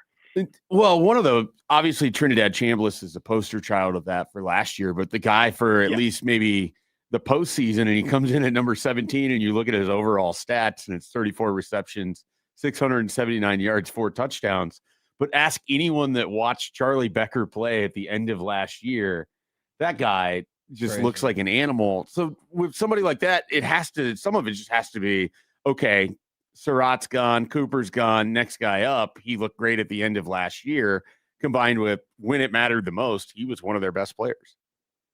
For sure, and he's we did a piece this summer where we called GMs and personnel folks and asked them who were the top 10 receivers in college football, and the people who'd watched Charlie Becker, they're like, I think you got to have him at like 4 or 5. This guy's awesome. He's 6'4". He can really move. He's not just a big guy. And if you go look at the playoff run, you're right, man. The number of contested catches he had against Miami and in unreal big games was ridiculous. So, and then you combine, you throw in Nick Marsh there, who, I don't think we've seen Nick Marsh's best football yet over his 2 years at Michigan State. I think same as Cam Coleman with some of the inconsistencies they've had there. But I think Charlie Becker is certainly on his way to being a big household name here coming up. Max, I don't know how you thought this would go. I certainly didn't think that the Big Ten would be the first to take this hard line stance on, hey, if you sign a professional contract, you can't come back and play in our conference. I'm not surprised to see everybody that has followed, but like pretty bold by the Big Ten to jump out in front, and now everybody, of course, is following suit. Yeah, I think it's interesting to see it happen so rapidly, and the way that really got moving on Monday, Tuesday. I think to some degree, guys, and maybe it's just because I was too close to it this summer, but like I kind of think the Sorsby stuff sort of warmed people up to this, of just sort of like, okay, they've got this court order. We all agreed this shouldn't happen. what do we actually do about it? And in the Big 12's case, like the Big 12 was getting ready to take this kind of a stance, and then, you know, they were going to get tied up in legal stuff, obviously, with Texas Tech, but it was sort of like, okay, as a conference, we all agree it's 15-1 here. We got to do something. What does that look like? How do we implement that? And there was a bit of a ceasefire there before that went any further, but I think you saw from that example that, okay, when we kind of go through this again, all right, everybody agrees these guys should not come back, and especially it's not even so much the players that got TROs. I mean, certainly the LSU situation is like very glaring, and Right. people have a lot of opinions on it. But I think part of it was people bracing for the flood here because, you know, these NFL guys are going to get cut this weekend, and I'm not saying all of them have an extra year potentially, but I think that people were bracing for like, okay, wow, we got to like really figure this out. There's going to be a lot of these guys coming in here very quickly and filing lawsuits and all that stuff. And so I think they knew it was about to get a lot worse, and so they took bold action there, just as they did with ghost transfers and kind of anticipating there was going to be a problem. And, you know, I think they did that knowing like, hey, all right, we'll see if the other conferences do it too, but and they probably will, but this will face legal challenges, and we're gonna have to be able to defend this. And it kind of looks like collusion a little bit the way we did it, but I think, you know, they finally got pushed too far and said we just got to take a stand and say this is what it is, and then we'll fight that fight after. Does it seem like to you, and you kind of mentioned it with the Sorsby aspect of it was maybe the catalyst for this, that we might be entering more of a time period where the conferences more than the NCAA are coming out to make these stronger stances? Like there's more value in Greg Sankey and Tony Petitti being at the forefront of this than it is. I just totally blanked on who runs the NCAA right now. Charlie Baker. Yeah, Charlie Baker. Is there a more value in that coming from the Big Ten and the SEC than Charlie Baker and the NCAA? I think so. Yeah, I think it's a great point, and I think that we're definitely kind of crossing that bridge now, and probably will continue to on some different issues. But you know, I think that part of that is there's probably some sort of baked in frustration there of like, okay, the NCAA is obviously fighting this in multiple states, fighting this on all fronts, but it always kind of seems like the response here is you know, a strongly worded statement and a plea to you know, DC for more help and stuff like that. And so I think it's sort of like, okay, if we're going to be practical here and really just kind of halt this stuff from happening, then I think, you know, Tony Petitti and Greg Sankey understood that it was time to do that. And obviously that this has been an issue for Sankey and the SEC with basketball as well. And you know, there's no question that you know, I think a lot of this goes back to, you know, Will Wade and LSU, and then and Bediako this spring at Alabama, and just like, you know, these guys that are kind of the habitual line steppers are challenging this stuff, and eventually the conferences have to fight back. And so, you know, you can say I think there's definitely room for argument that the NCAA made some mistakes or miscalculations on the rollout of you know, what we can all kind of call 5 for 5, even if they don't, but you know, I think ultimately these conferences were pressed up to a deadline here with the season about to kick off, and just said, you know, we gotta slam the door shut on this, and then yeah, we're gonna get challenged on that. But you know, if these teams get their rosters locked before then you know, is the juice worth the squeeze for the member institutions? Max, do you think, last one on this before we let you go, do you think that, you know, especially the ones that, hey, you referred to them as the habitual line steppers, like the ones that are so overtly like, all right, this is going against you're trying to take advantage of a loophole that exists for others just by virtue of timing. How many of those situations do you think they'll just give up the fight and say, yeah, all right, this makes sense, and I'll go back to the NBA, or I'll go back to the NFL, or whatever? Like, how much more fighting do you think we'll see here before eventually we just have normal rules like a society?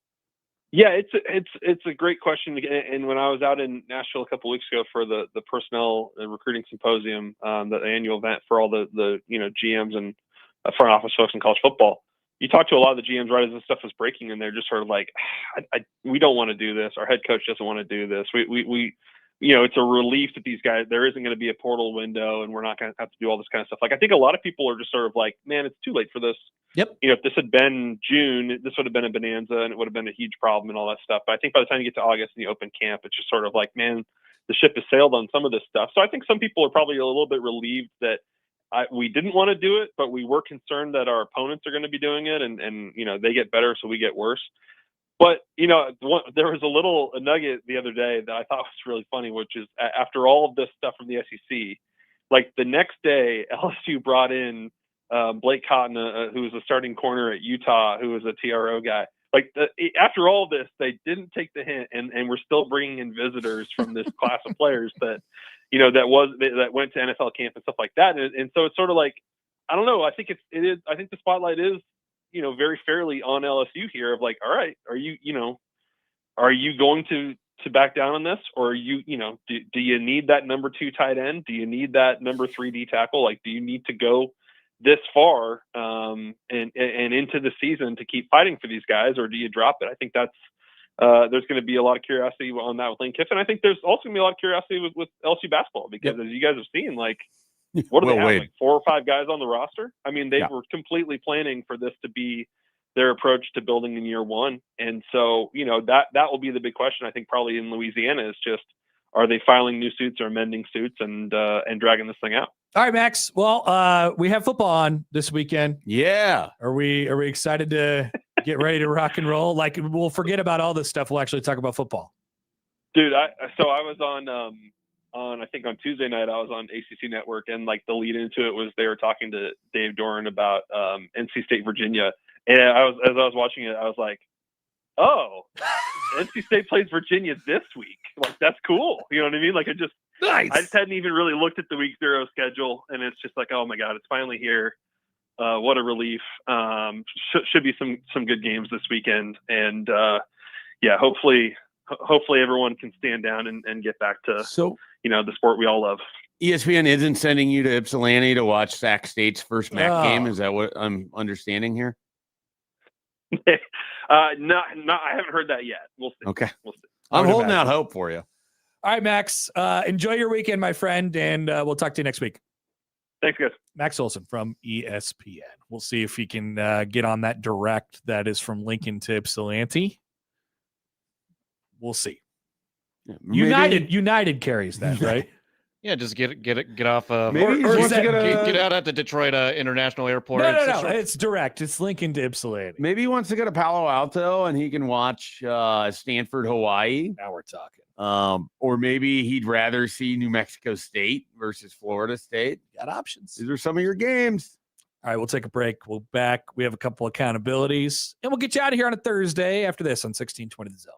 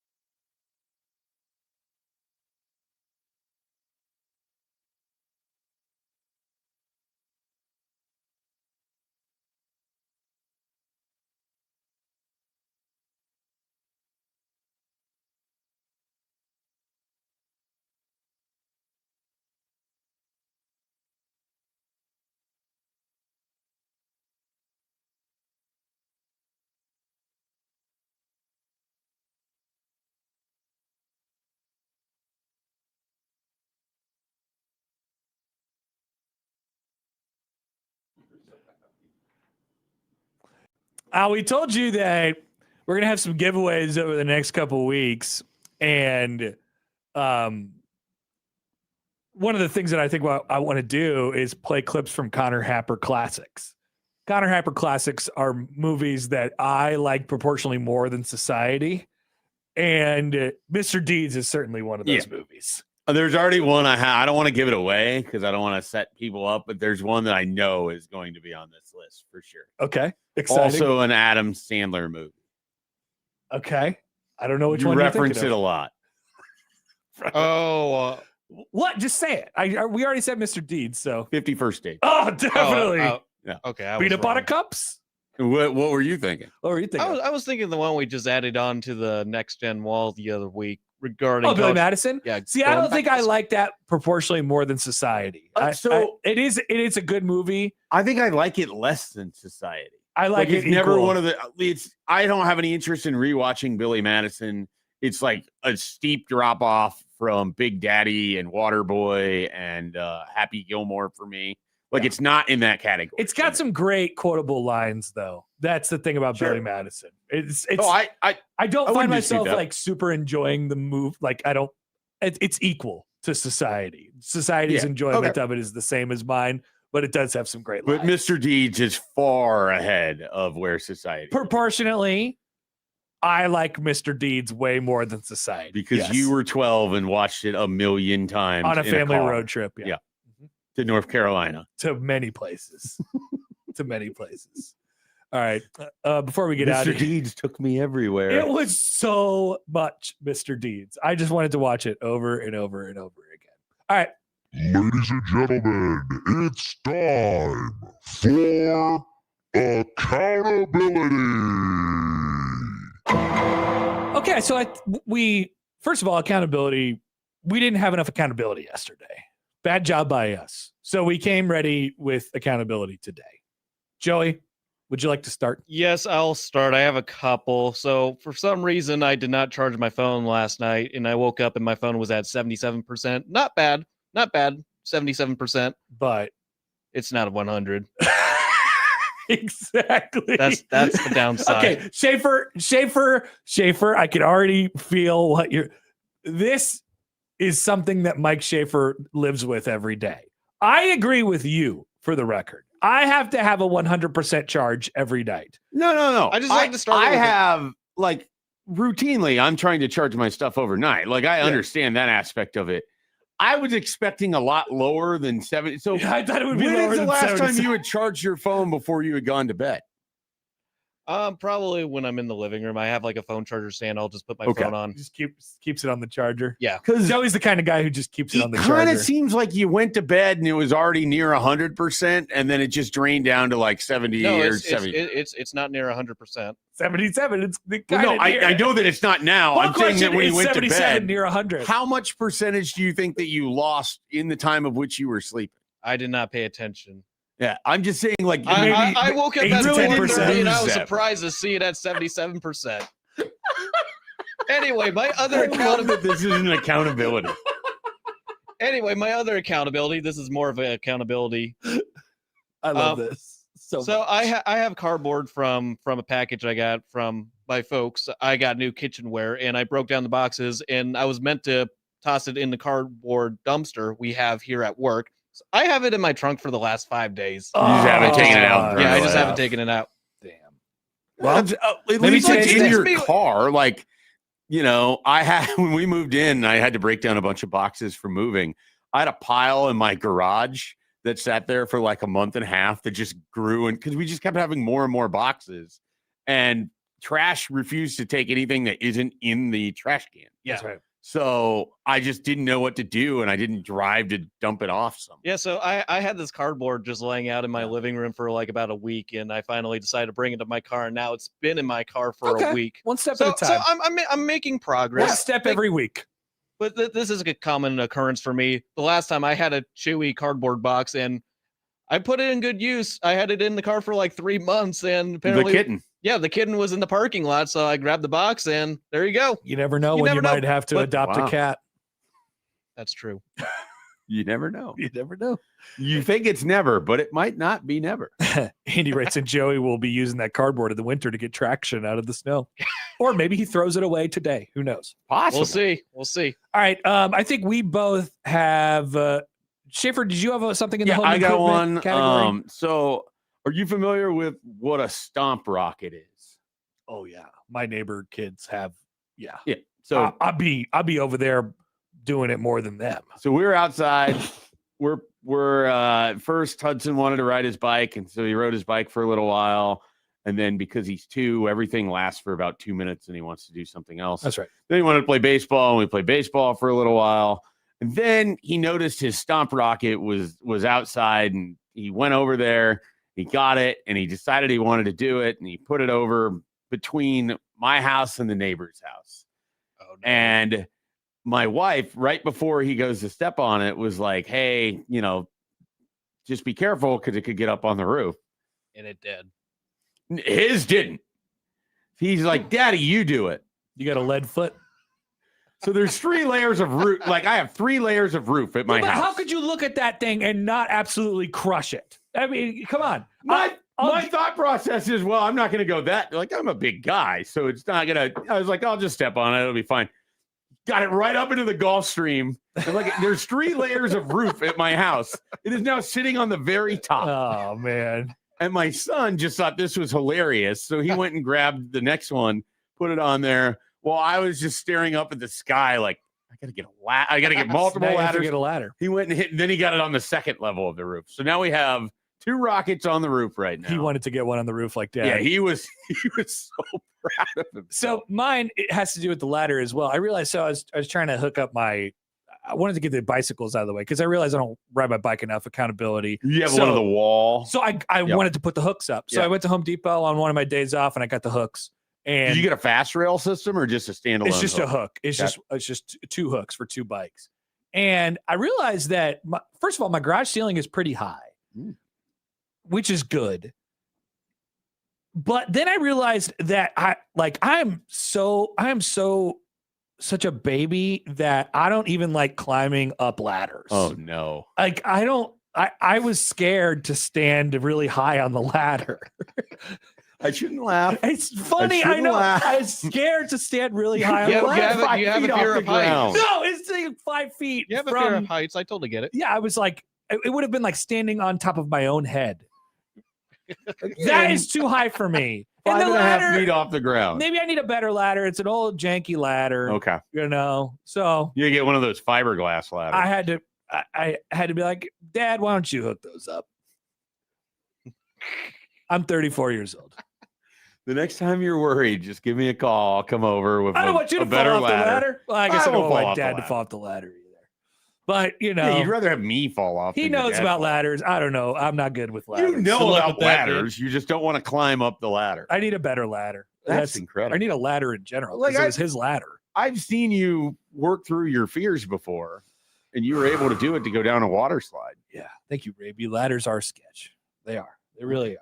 They're sketch. We got to get you a better ladder. All right. That's our accountability. By the way, I've been wanting to play this for 2 days because I've missed it. Fred King, who gives a big smile back to the bench. People are liking that, by the way. It's good. All right. That's it for us today. If you missed anything, 1620thezone.com is where you can find it. Crossover with Mario is coming up next.